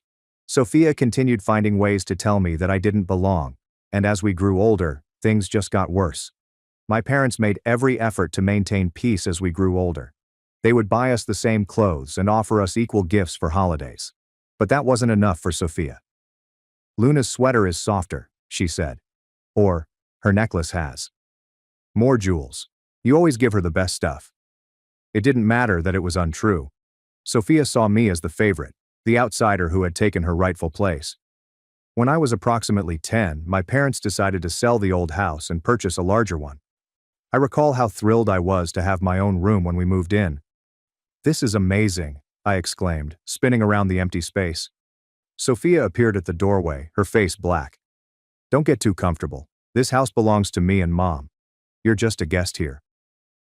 I felt my stomach drop. Even in this new location, nothing had changed. Later that night, I heard Mom and Dad conversing quietly. "I don't know what to do anymore," Mom lamented. "I've tried everything with Sophia." "Maybe we should take her to see someone," Dad said. "A therapist or counselor." Mom consented, and Sophia was soon attending weekly sessions. However, it simply increased her resentment. "Oh, so now I'm crazy," she exclaimed one day, following a particularly unpleasant appointment. "You just want to fix me so precious Luna can have a perfect life." I wanted to shout that my life was anything but ideal with her in it, but I kept my mouth quiet. Arguing with Sophia was always pointless. Sophia's victim complex evolved throughout the years. Everything was someone else's fault, usually mine. She would constantly whine about how unfair her life was and how no one understood her. "You're all against me," she'd say. "You owe me for everything I've been through." I started avoiding her as much as possible, staying in my room or at friends' houses, anything to get away from the incessant drama. When Sophia finished high school and departed for college in another city, it felt like the entire house let out a collective sigh of relief. "Maybe some time away will do her good," Mom suggested optimistically. For the first time in years, I felt comfortable relaxing in my own home. No more walking on eggshells or being surprised by Sophia's jealousy. Sophia was gone at college for 4 years, and those were the happiest years of my life. I immersed myself in my academics, particularly art and design. I would spend hours sketching outfits and imagining new looks. Mom recognized my enthusiasm and began bringing home fabric scraps from the factory for me to play with. "You've got a real talent, Luna," she'd say, praising my work. For once, I felt recognized for who I was, rather than just Sophia's obnoxious younger sister. I began to picture a future in which I could apply my skills, possibly even in the family firm. Following graduation, I was accepted to a college in another city to study design, which was a dream come true. Mom and Dad had a conversation with me the night before I departed for college.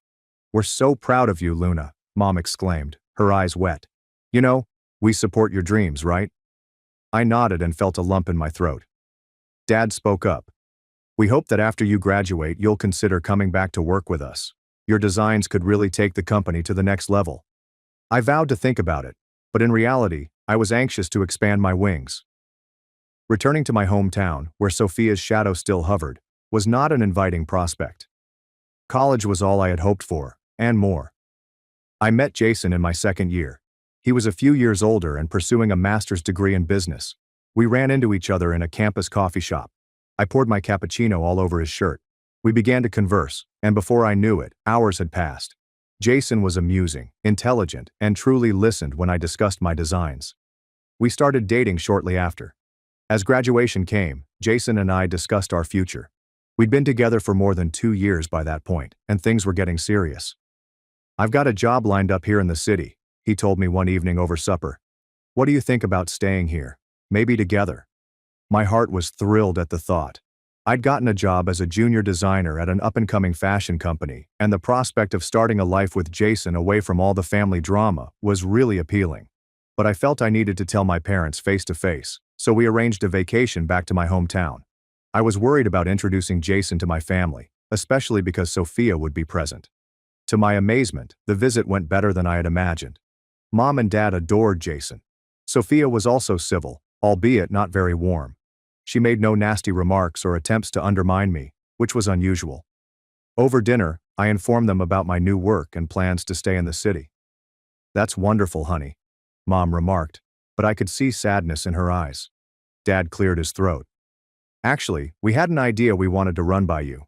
What if you opened a branch of our company in your city? You could be in charge of design, create your own line." I was stunned. It was a wonderful offer, allowing me to pursue my aspirations while being a part of the family business. "Can I think about it?" I inquired. They agreed, and the rest of the stay was enjoyable. Sophia approached me as Jason and I were about to leave. "Hey, I know things haven't always been great between us," she continued, appearing embarrassed. "But I'd like to try and change that. Maybe I could pay you a visit sometime." I was skeptical but nodded. "Sure, that would be nice." After Jason and I returned from my homeland, our lives settled into a comfortable rhythm. I immersed myself in my new profession, learning the ropes and impressing my supervisors with my designs. Jason and I started talking about marriage, looking for residences, and fantasizing about our future. Together. Everything looked amazing. Then, roughly 3 months after our return, I received a surprise call from Sophia. "Hey little sis," she said, sounding unusually happy. "I'm in town. Mind if I crash at your place for a bit?" I nearly dropped the phone from shock. "Sophia, are you voluntarily going to see me? It seems too good to be true." But I remembered her olive branch from our last meeting and decided to give her a chance.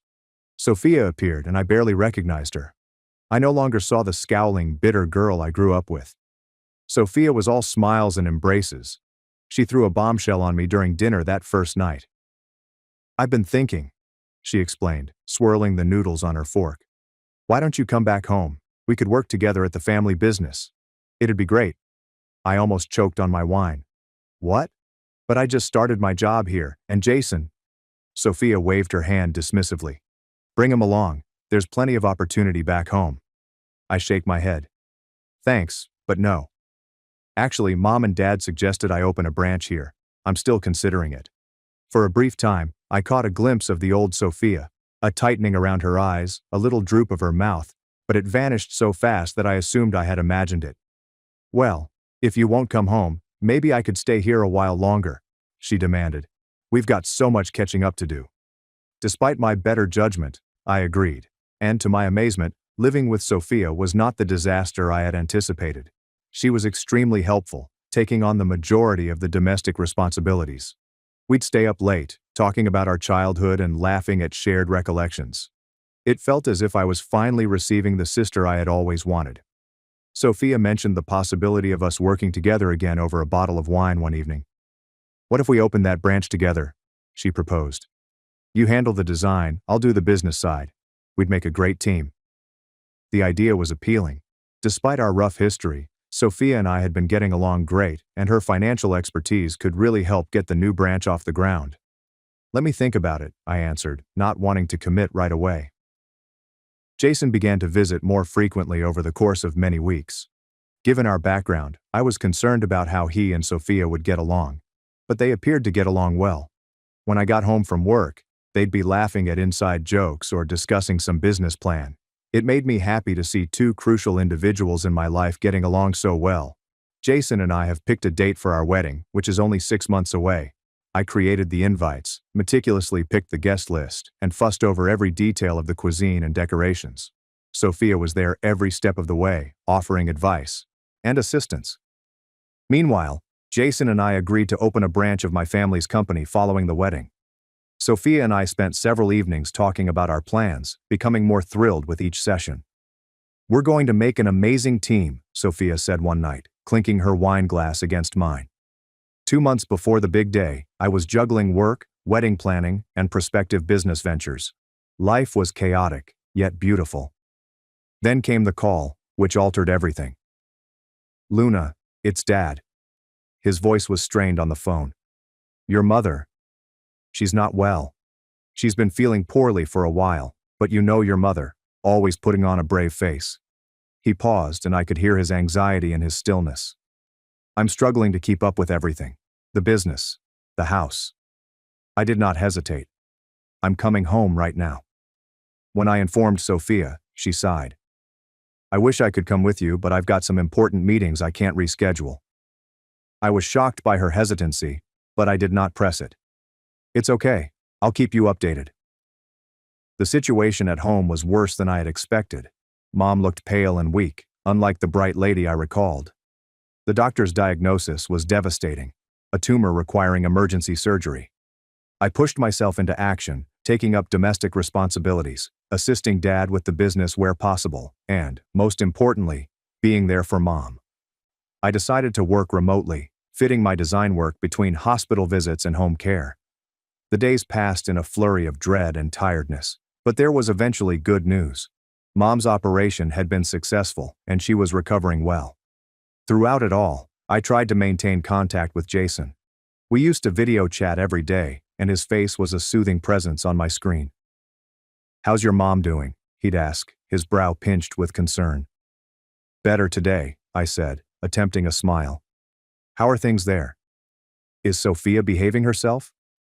He would laugh and tell me everything was okay. However, as the days went, our discussions became shorter and less frequent. I convinced myself that was just the stress of the situation and that everything would return to normal once I got home. However, a month into my stay, the video calls stopped completely. My messages remained unanswered. The silence was terrible. My stomach churned with anxiety. After days of unanswered calls and messages, I couldn't take it anymore. I had to see Jason to figure out what was going on. I took the next flight out, my mind racing with possibilities. Perhaps Jason was unwell. Perhaps he had lost his phone. Maybe. I didn't inform anyone I was coming. A part of me wanted to surprise Jason and see his face light up when he saw me. The silence that met me in my flat was unsettling. Then I heard it. A muffled giggle from the bedroom. Our bedroom.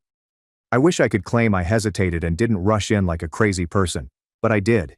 And what I saw, God, I will never forget. Jason and Sophia, in our beds, naked and intertwined. For a little moment, the world came to a halt. I could not breathe, could not think. Then reality crashed down. What the hell? I exclaimed, my voice breaking. They jumped apart, yet neither appeared humiliated. If anything, they seemed relieved. Luna, Sophia said, tucking the sheet about herself. We didn't expect you back so soon. I couldn't believe what I heard. You didn't expect? Are you kidding me? That's all you have to say? Jason at least had the decency to appear uncomfortable. Sophia rose up, still holding the sheet. Look, sis, these things happen. Jason and I, we're in love. I felt like I'd been hit in the stomach. In love?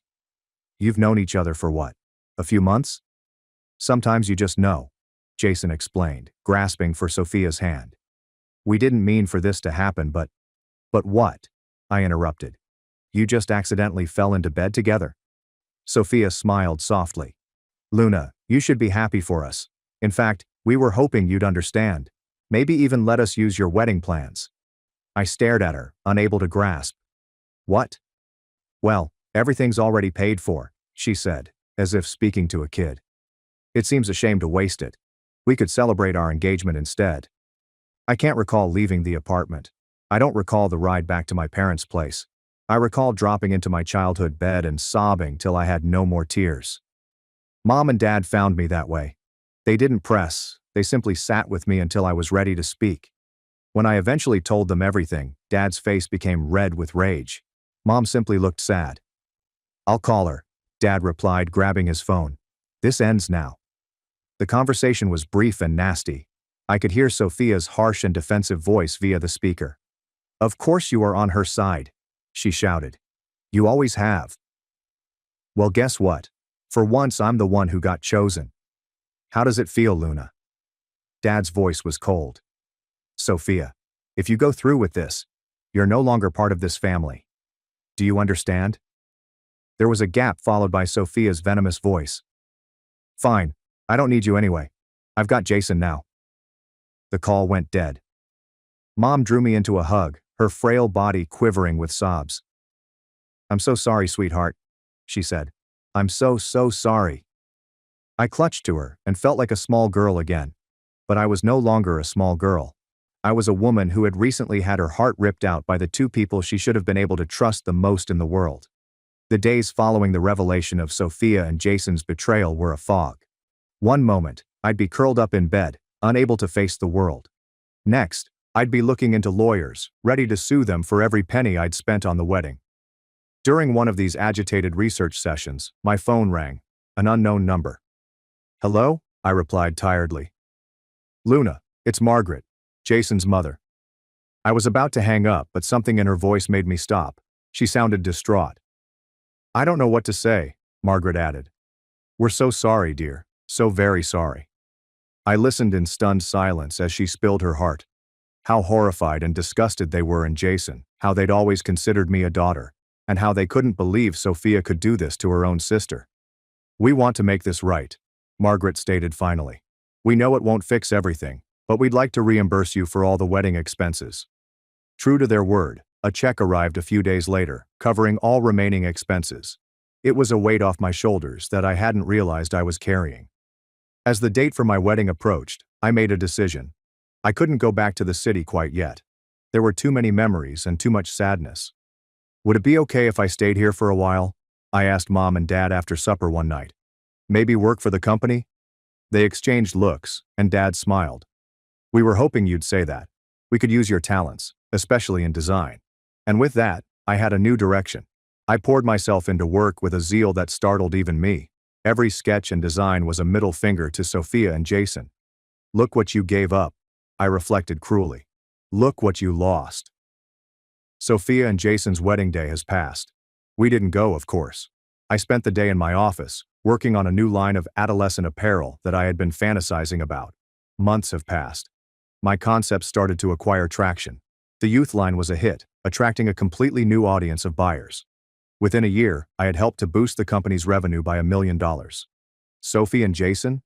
They were dead to me. I didn't think of them. I didn't wonder what they were doing or how pleased they were. They made their decision, and I made mine. 3 years passed in a flurry of fabric samples, design meetings, and increasing success. I'd pushed myself into work, using my anguish as motivation to propel our family firm to new heights. Our company had grown into a big player in the fashion sector, and I had established a reputation as an innovative designer. One lovely summer evening, I was having supper with Mom and Dad at their house. We were giggling at a stupid recollection when the doorbell rang. Dad frowned. "Are we expecting anyone?" I shook my head, a peculiar sense of gloom sinking into my gut. Mom went to answer the door, and the air was instantly filled with a voice I hadn't heard in ages. "Well, well, look at this cozy family. Dinner," Sophia scoffed, moving past Mom into the dining room. "Glad to see you're all doing so well without me." I stood up, scraping my chair against the floor. "Sophia? What are you doing here?" She appeared different, weary and angry, with black circles under her eyes. "Oh, I just thought I'd drop by, see how the other half lives," she said. "Especially now that I'm newly single." Dad's eyes narrowed. "What happened to Jason?" Sophia gave a bitter laugh. "Turns out, once a cheater, always a cheater. He left me, for his secretary. Ironic, isn't it?" I felt a twitch of something, not sympathy, but bitter satisfaction. Karma, certainly. "I'm sorry to hear that," I replied, "not exactly true. But why are you here?" Sophia's face hardened. "I want what's mine. My share of the business. I'm family too, remember?" Dad stood up and spoke firmly. "Sophia, you gave up any claim to this family, and this business, when you betrayed your sister. You're not getting anything." "You can't do this," Sophia exclaimed, her control slipping. "You can't just cut me out." Mom walked forward, her voice quiet yet determined. "We already have, Sophia. You're disinherited. Please leave." For a brief time, I believed Sophia would lash out physically. Instead, she just stared at us all, her eyes filled with venom. "This isn't over," she snarled, storming away. A few days later, while in my office, I noticed a disturbance in the foyer.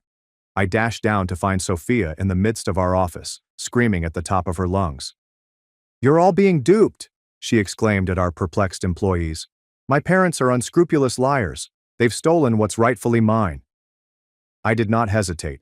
Despite the turmoil around me, I dialed 911 and spoke calmly. "We need officers at Fashion Forward Designs immediately. We have an unstable individual causing a disturbance." Sophia continued to fight even as security attempted to remove her. Over the next several days, she intensified her attacks, attempting to break into our parents' home, destroying windows and, in a final, horrific act, attempting to set fire to the front door. It was evident that this could not continue. With broken hearts, we pursued legal action, getting a restraining order prohibiting Sophia from approaching me, our parents, or any of our properties. As I sat in my office after the court hearing, looking out at the city I'd grown to love, I felt a complex combination of emotions: sadness for the sister I'd lost, anger at her acts, and pride in how far I'd come. I was now a well-known entrepreneur and fashion designer. Love can wait. The wounds from Jason's treachery had healed, but I wasn't ready to risk my heart again. Not just yet. For the time being, I was pleased to pour my heart and soul into my works, creating something long-lasting and beautiful. My family mocked my computer thing for 10 years. At dinner, I revealed I owned the vineyard they were toasting with, and watched them freeze. Thanksgiving at my mother's house has always tasted the same: dry, overdone, and tough to digest. Even before the turkey was served, the house smelled like cinnamon candles and white wine breath, like it always does. And the fireplace crackled like a soundtrack for someone else's life. A phony, comfortable postcard you'd never send but always get. I lingered in the entrance for a second too long, coat still on and boots damp from the walk up her recently power-washed driveway, listening to the laughing from the kitchen. My sister's laugh, in particular, was loud, purposeful, and exuded that prepared ease that made you forget how keen she was behind all the charm. Mom noticed me first. Her smile was full of teeth and intention, the same one she used at HOA meetings and when the bank teller recognized her. "There she is," she replied, wiping her hands on her apron as if I had brought something contagious inside. "You're late." I was not. Not really. I walked in at 4:15, as I did every year. But it didn't matter. With Mom, I was constantly off by something. 5 minutes, 3 pounds, and 1 diploma. "Traffic," I answered, removing my coat. "You know how the 405 is." She did not. She never left her gated neighborhood unless it was for a charity brunch. Jessica was giving a TED lecture or whatever the hell she was up to. "Oh, Jess is already here," Mom responded, flinging the name at me like a velvet glove with a rock inside. "She got in early, said she wanted to help set it up." Of course she did. Jessica had a way of showing up early in the story and still having the final say. I could already hear her voice coming in from the dining room, discussing a trip to B's with Mark, her second husband, who never seemed to blink. He was the type of man who would wear a jacket to a cookout and call it upgraded casual. I walked into the kitchen, and there they were. The cast of characters who had never changed, only strengthened their roles over the years, like a family sitcom that forgot to end after season 3. Jessica, dressed in cream cashmere and pearls, with makeup so beautiful that I didn't even try, grinned as if she had won something. Mark was already on his second glass of Pinot Noir, chuckling along to a joke without a punchline. Dad leaned against the far wall near the pantry, arms folded, his gaze fixated somewhere to the left of the talk. He did this frequently. He stayed on the sidelines, always listening but never interfering. Mom led me to the counter like a stray cat she didn't know was housed. "You can help with the rolls," she offered, offering me a dish towel. Not the turkey, not the stuffing, but the buns. Something store-bought, inconsequential, something you could burn without anyone noticing. I smiled, nodded, and folded the towel over my forearm as if I were a waiter in a retirement home dinner theater. For the next 40 minutes, I wandered like a ghost through a house I knew all too well. I helped distribute the dishes, refilled the cranberry sauce, and complimented the linens I had seen at Home Goods 2 weeks before. Nobody inquired about my employment. No one asked how I was doing. They wondered if I was still doing that thing with computers, as Mom defined my business. She didn't recognize the name. She had never asked. No one came to visit the house I bought last year. When I received my first 7-figure contract, I celebrated with my cat and an expensive bottle of champagne from a bodega on Vine. But Jessica received accolades. For switching to oat milk. Mom eventually pulled out the nice china. That indicated we had officially moved from the informal phase to the performance portion of the evening. This is when the questioning began, the soft jabs, the subtle pecking order. "Mark just made partner," Mom exclaimed, as if he had cured cancer. Jessica flushed and waved it off, claiming it was merely a formality, her way of bragging twice in one sentence. "And of course, Jessica's app will be available in the first quarter," Mom said, slipping another scoop of mashed potatoes onto my plate without asking. I looked across the table and realized something important. Everyone here assumed they knew who I was, the quiet one, the late bloomer, the one who never quite got it together. But what didn't they know? I had created something bigger than all of their titles together. I just never welcomed folks to the show who couldn't handle not having the spotlight on them. Jessica smirked as she glanced over. "So, what's new with you anyway?" she inquired, much like you might ask if someone is still single. I spotted Dad staring at me from the corner, his expression unreadable. Mom leaned in a bit too eagerly for comfort, lips pursed as if she was resisting the want to give me counsel I had never asked for. Mark sipped his wine and tried to care. I took a deep breath and smiled, placing my napkin just so. "Nothing big," I answered, watching the candlelight flicker in Jessica's earrings. "Just met a few goals I set for myself. Quiet ones," I said, looking right at Mom. "I don't usually invite people who don't want to see it."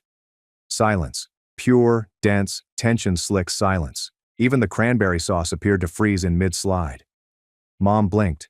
Jessica's lips parted as if she were going to say something, but she didn't. Mark peered into his wineglass, hoping for a solution to emerge. And me? I just smiled because I knew what would happen next. I had planned for it. I had rehearsed. I had stacked the deck and laid the bait, and the show was finally about to begin. Let them squirm. Let them ponder.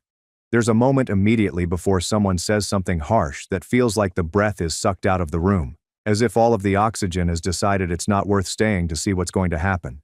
That is what it felt like. Not simply stillness, but silence with its fingers wrapped around your throat. We'd finished the turkey, potatoes, the second bottle of Pinot, and Mark's yarn about a business trip to Seattle, which had no point but took 7 minutes to tell. I hoped we'd get through it all without the customary blow to the ribs disguised as parental care. But I should have known better. I usually do. Mom reached for the butter dish without looking at me and remarked, "So, why do you think you've never been as ambitious as your sister?" Just like that. Casual, as if she were asking if I wanted extra gravy. There is no warning, no setup, just the scalpel, straight to the bone. Jessica did not even flinch. Mark smirked, as if he had just witnessed someone slide on a piece of ice. Dad appeared to want to shrink into the chair cushions, but that was his usual expression. I did not respond right away. I let the question linger there, unpleasant and unwanted, hanging above the roasted Brussels sprouts and stuffing like the ghost of every slight that had ever occurred at this table. I looked at Mom first. Her face was very calm, and her eyes were soft, as if she truly believed she was helping. Then I looked at Jessica, who was now carefully wiping the corner of her mouth with her handkerchief, exuding amused detachment. I could almost hear her thoughts. She was going to cry, lash out, or both. But I did not. Instead, I slowly placed my fork down, folded my hands in my lap, and smiled. Not a snarky smile. Not a wounded one. The smile you give when you know something that no one else does. "I met my goals," I answered, still beaming. "I just never invite people who don't want to see it. I swear to God that even the green beans stopped moving." Jessica's fork remained in midair. Mark blinked as if someone had taken a photograph. Dad cleared his throat and became really engaged in his sweet potatoes. And I watched Mom's jaw clench for a fraction of a second. A slight shift, similar to a glitch in the Matrix. But then it passed. "Well," she said, buttering a roll with absolute precision. "That's nice." That is nice. The linguistic equivalent of slamming a door in someone's face and smirking. But that was sufficient.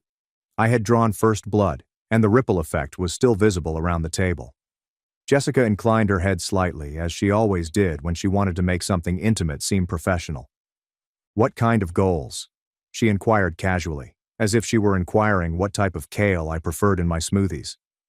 "I mean, I didn't know you were working on anything big." I shrugged, sipped my wine and added, "Nothing flashy. Just got my team settled into the new space upstate." I watched as the words landed. Jessica blinked first.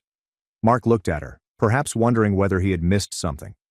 Mom gave a small twitch of her brow, the same tick she got whenever someone expressed anything she didn't agree with. You moved?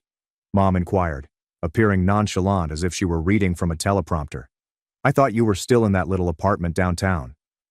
That was years ago, I added, extending the delay just long enough to make it feel intentional. I bought a place last year. Needed more room. The company's grown a lot since then. Jessica lifted her eyebrow. Company? Her voice was flat, but I could hear it, a mix of astonishment, curiosity, and, yes, a hint of terror. The kind of worry that comes from recognizing the story may be shifting beyond your control. Yeah, I replied casually, sliding my wine glass forward for a refill I didn't require. Been running my own business for 6 years now. Started it back in 2023. So, yeah, it's been over 10 years. Nobody mentioned anything. Not one word. The math did not add up, and I knew it. But it was not the goal. I wanted them to notice. I wanted them to think about it, to focus on it, rather than on the fact that they had all missed everything else. It was bait, and I dangled it. Mark eventually spoke. What kind of business? His voice was stiff, and his eyes darted back to Jessica, as if he wasn't supposed to ask. I offered him the same smile I'd given to clients who underestimated me, wide, pleasant, and somewhat too serene. Software tools, small business platforms, couple government contracts. Boring stuff. Oh, he responded, as if I had just informed him I collected stamps. Jessica reached for the gravy boat, believing it may save her. That's great. I had no idea you were doing all that. She smiled, but it didn't reach her eyes. You should have said something. I figured if you were interested, you'd ask. I told you. Simple. Director. The reality is, too keen to touch. For a minute, no one moved. Mom then picked up her wine glass and said, Well, I'm just glad everyone's doing so well. That was her method of retiring. She didn't want to dig any deeper because she'd already fallen in and hadn't realized it yet. But I saw it. I saw it all. The fracture in Jessica's confidence, the way Mark shifted in his seat, and Dad's expression when he looked at me, as if he was finally seeing something new. My phone vibrated in my pocket. One brief tremor. I took it out without seeming like it mattered. With one glimpse, I knew it was the email I had been waiting for. Confirmation of something that, if I desired, could flip the table, metaphorically, and possibly physically. I returned the phone to my coat pocket, tucked the information away like a sharpened dagger, and took another mouthful of turkey. The show was just getting started. 3 weeks before Thanksgiving, while Jessica was posting stage selfies from her rooftop yoga class, and Mom was most likely hand-picking the place cards that would eventually line this battlefield of a dining table, I was planning something far more intricate than a side dish menu or a floral centerpiece. I was not going to dinner this year to participate. I was about to reveal. This was not about conflict. I was not going to yell, cry, or wave around a litany of complaints like a martyr. No, it was going to be something softer, colder, more surgical. Because if there's one thing I've learned about vengeance, it hurts more when it's quiet. It began with the wine, a small action, but one that meant more than anyone at the table could ever comprehend. 2 weeks before the event, I delivered a case of my best reserve, a bold, deep Syrah created in partnership with a vineyard partner up north, to Mom's home. But not under my name, of course. This would have ruined everything. Instead, it came from a fictitious boutique company I'd created specifically for this occasion, complete with a beautiful label and a made-up French-sounding name that she'd believe was pricey. I knew she'd be thrilled to serve anything that appeared exclusive, something her guests would appreciate. The bottle was already on the table when I arrived that day, and it was half empty by the time we got to the main course.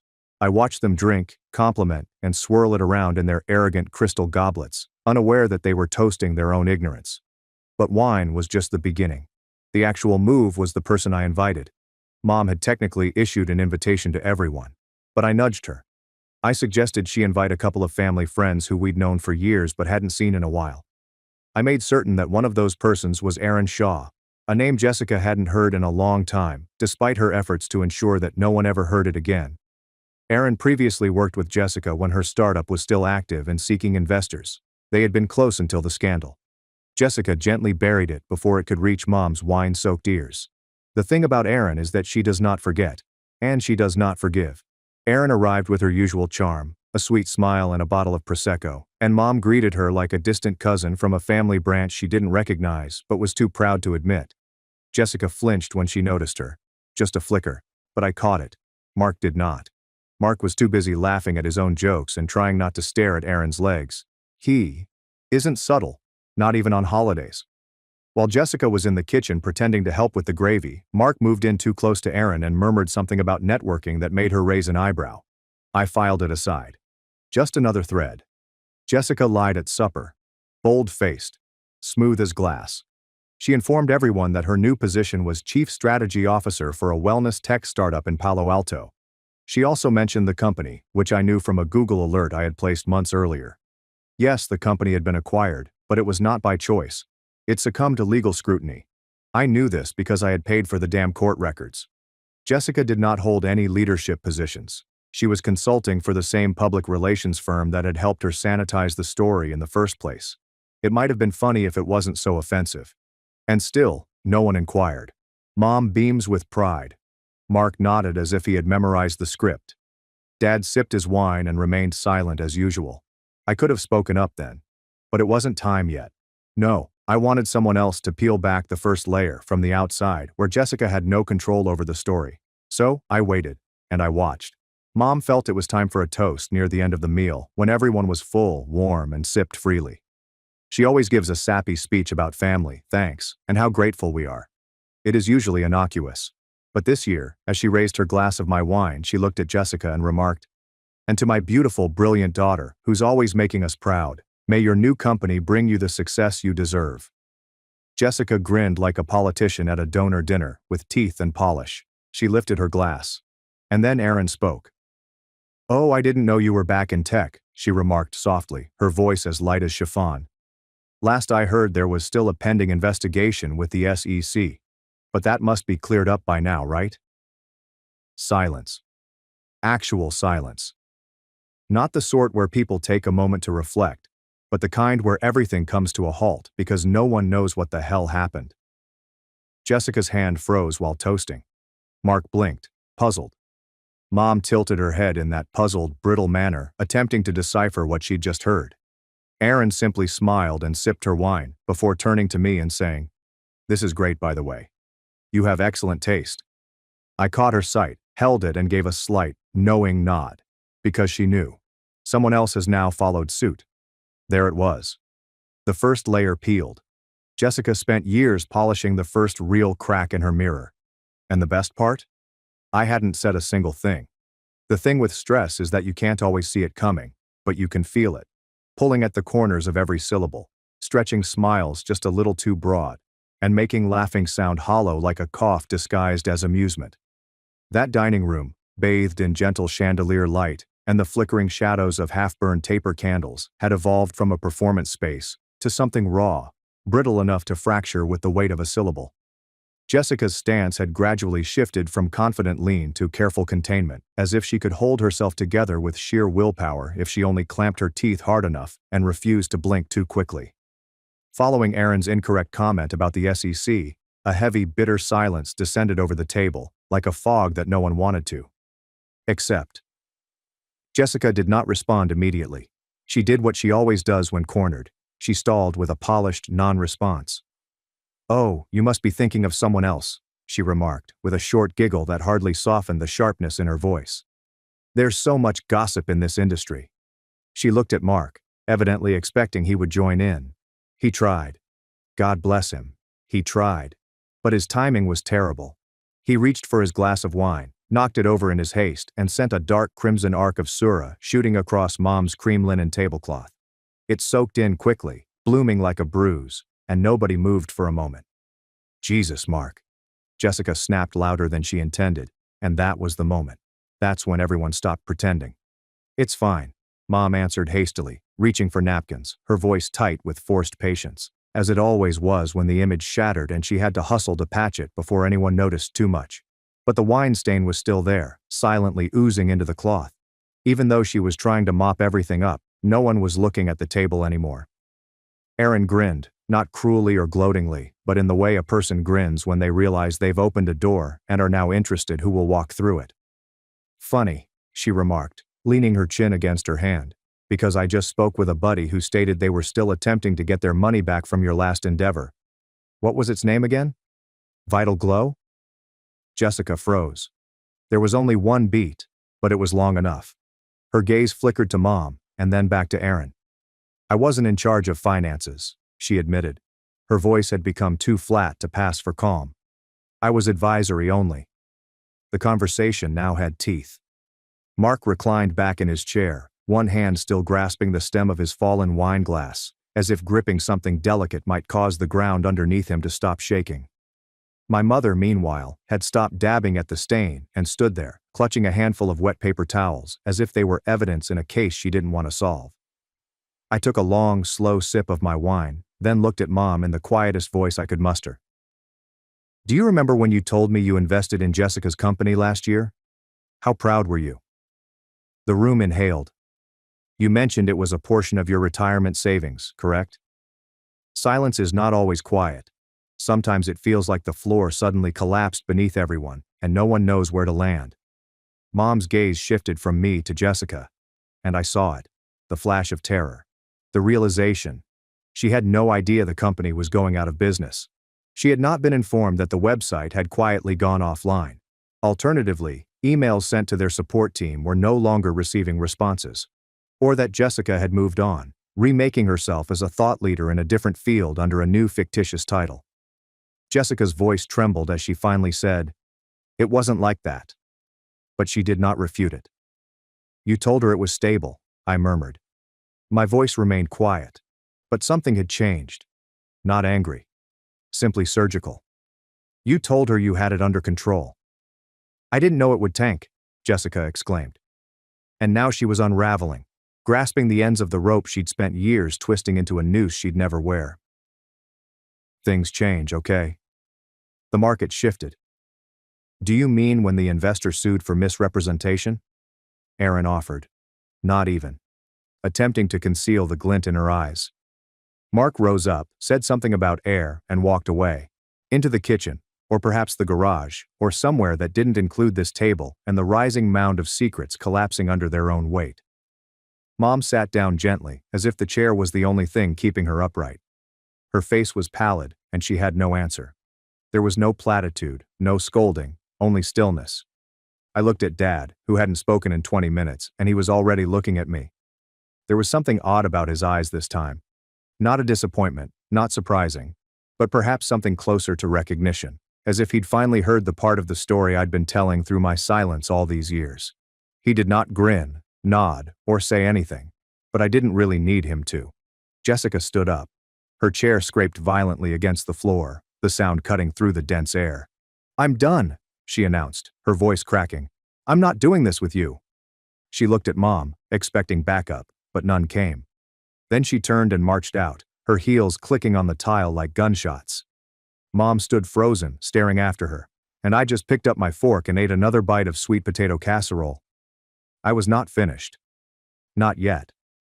After Jessica stormed out like a politician fleeing a scandal, her heels resounding down the hallway and the door swinging with more drama than a soap show cliffhanger, the dining room finally fell silent without feeling artificial.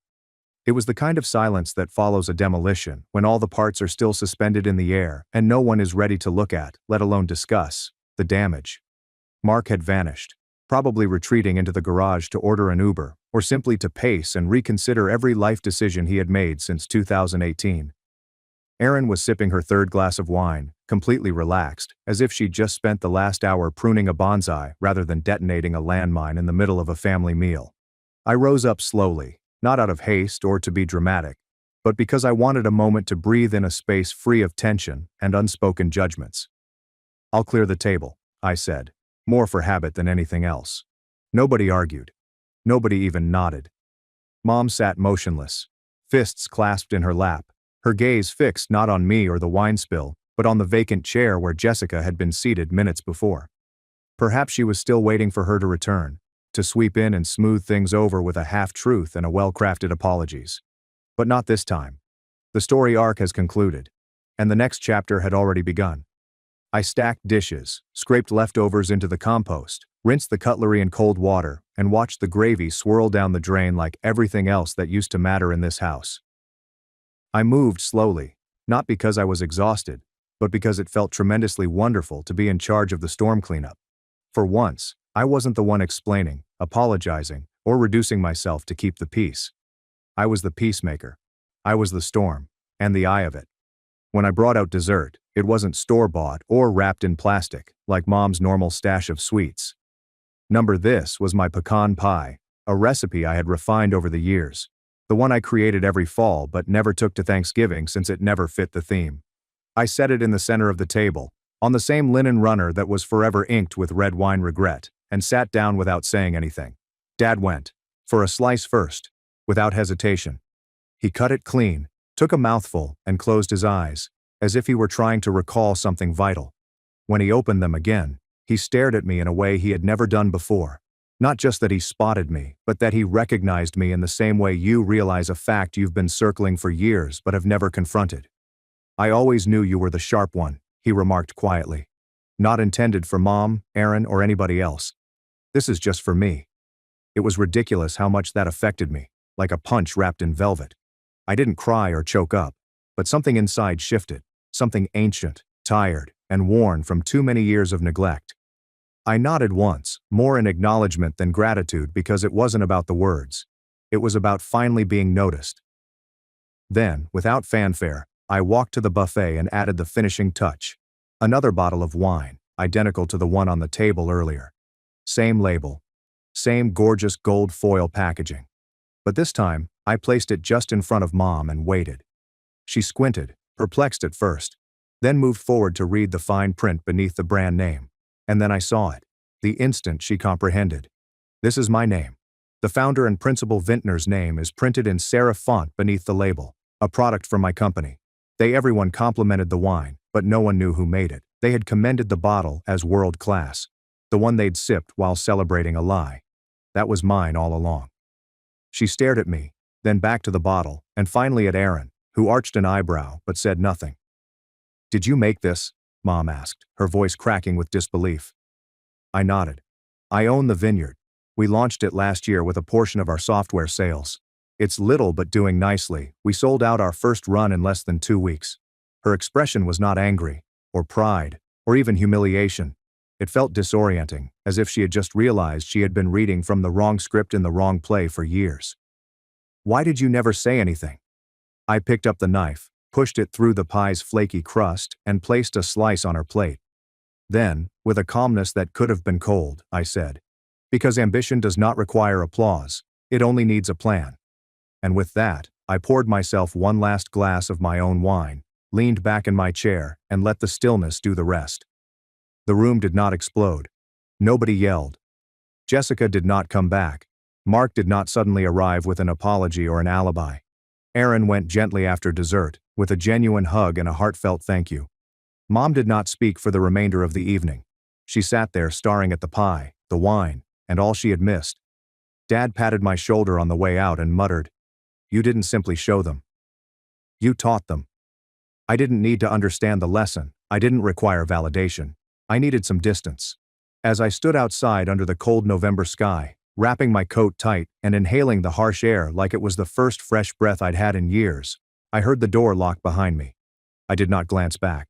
That residence no longer had any purpose for me. It's not their pride. This is not their consent. It is not their permission to be more than the quiet one in the corner. Certain bridges need to be burned because certain houses are never worth returning to. Some women construct empires in silence. Allow them to wonder where the smoke came from.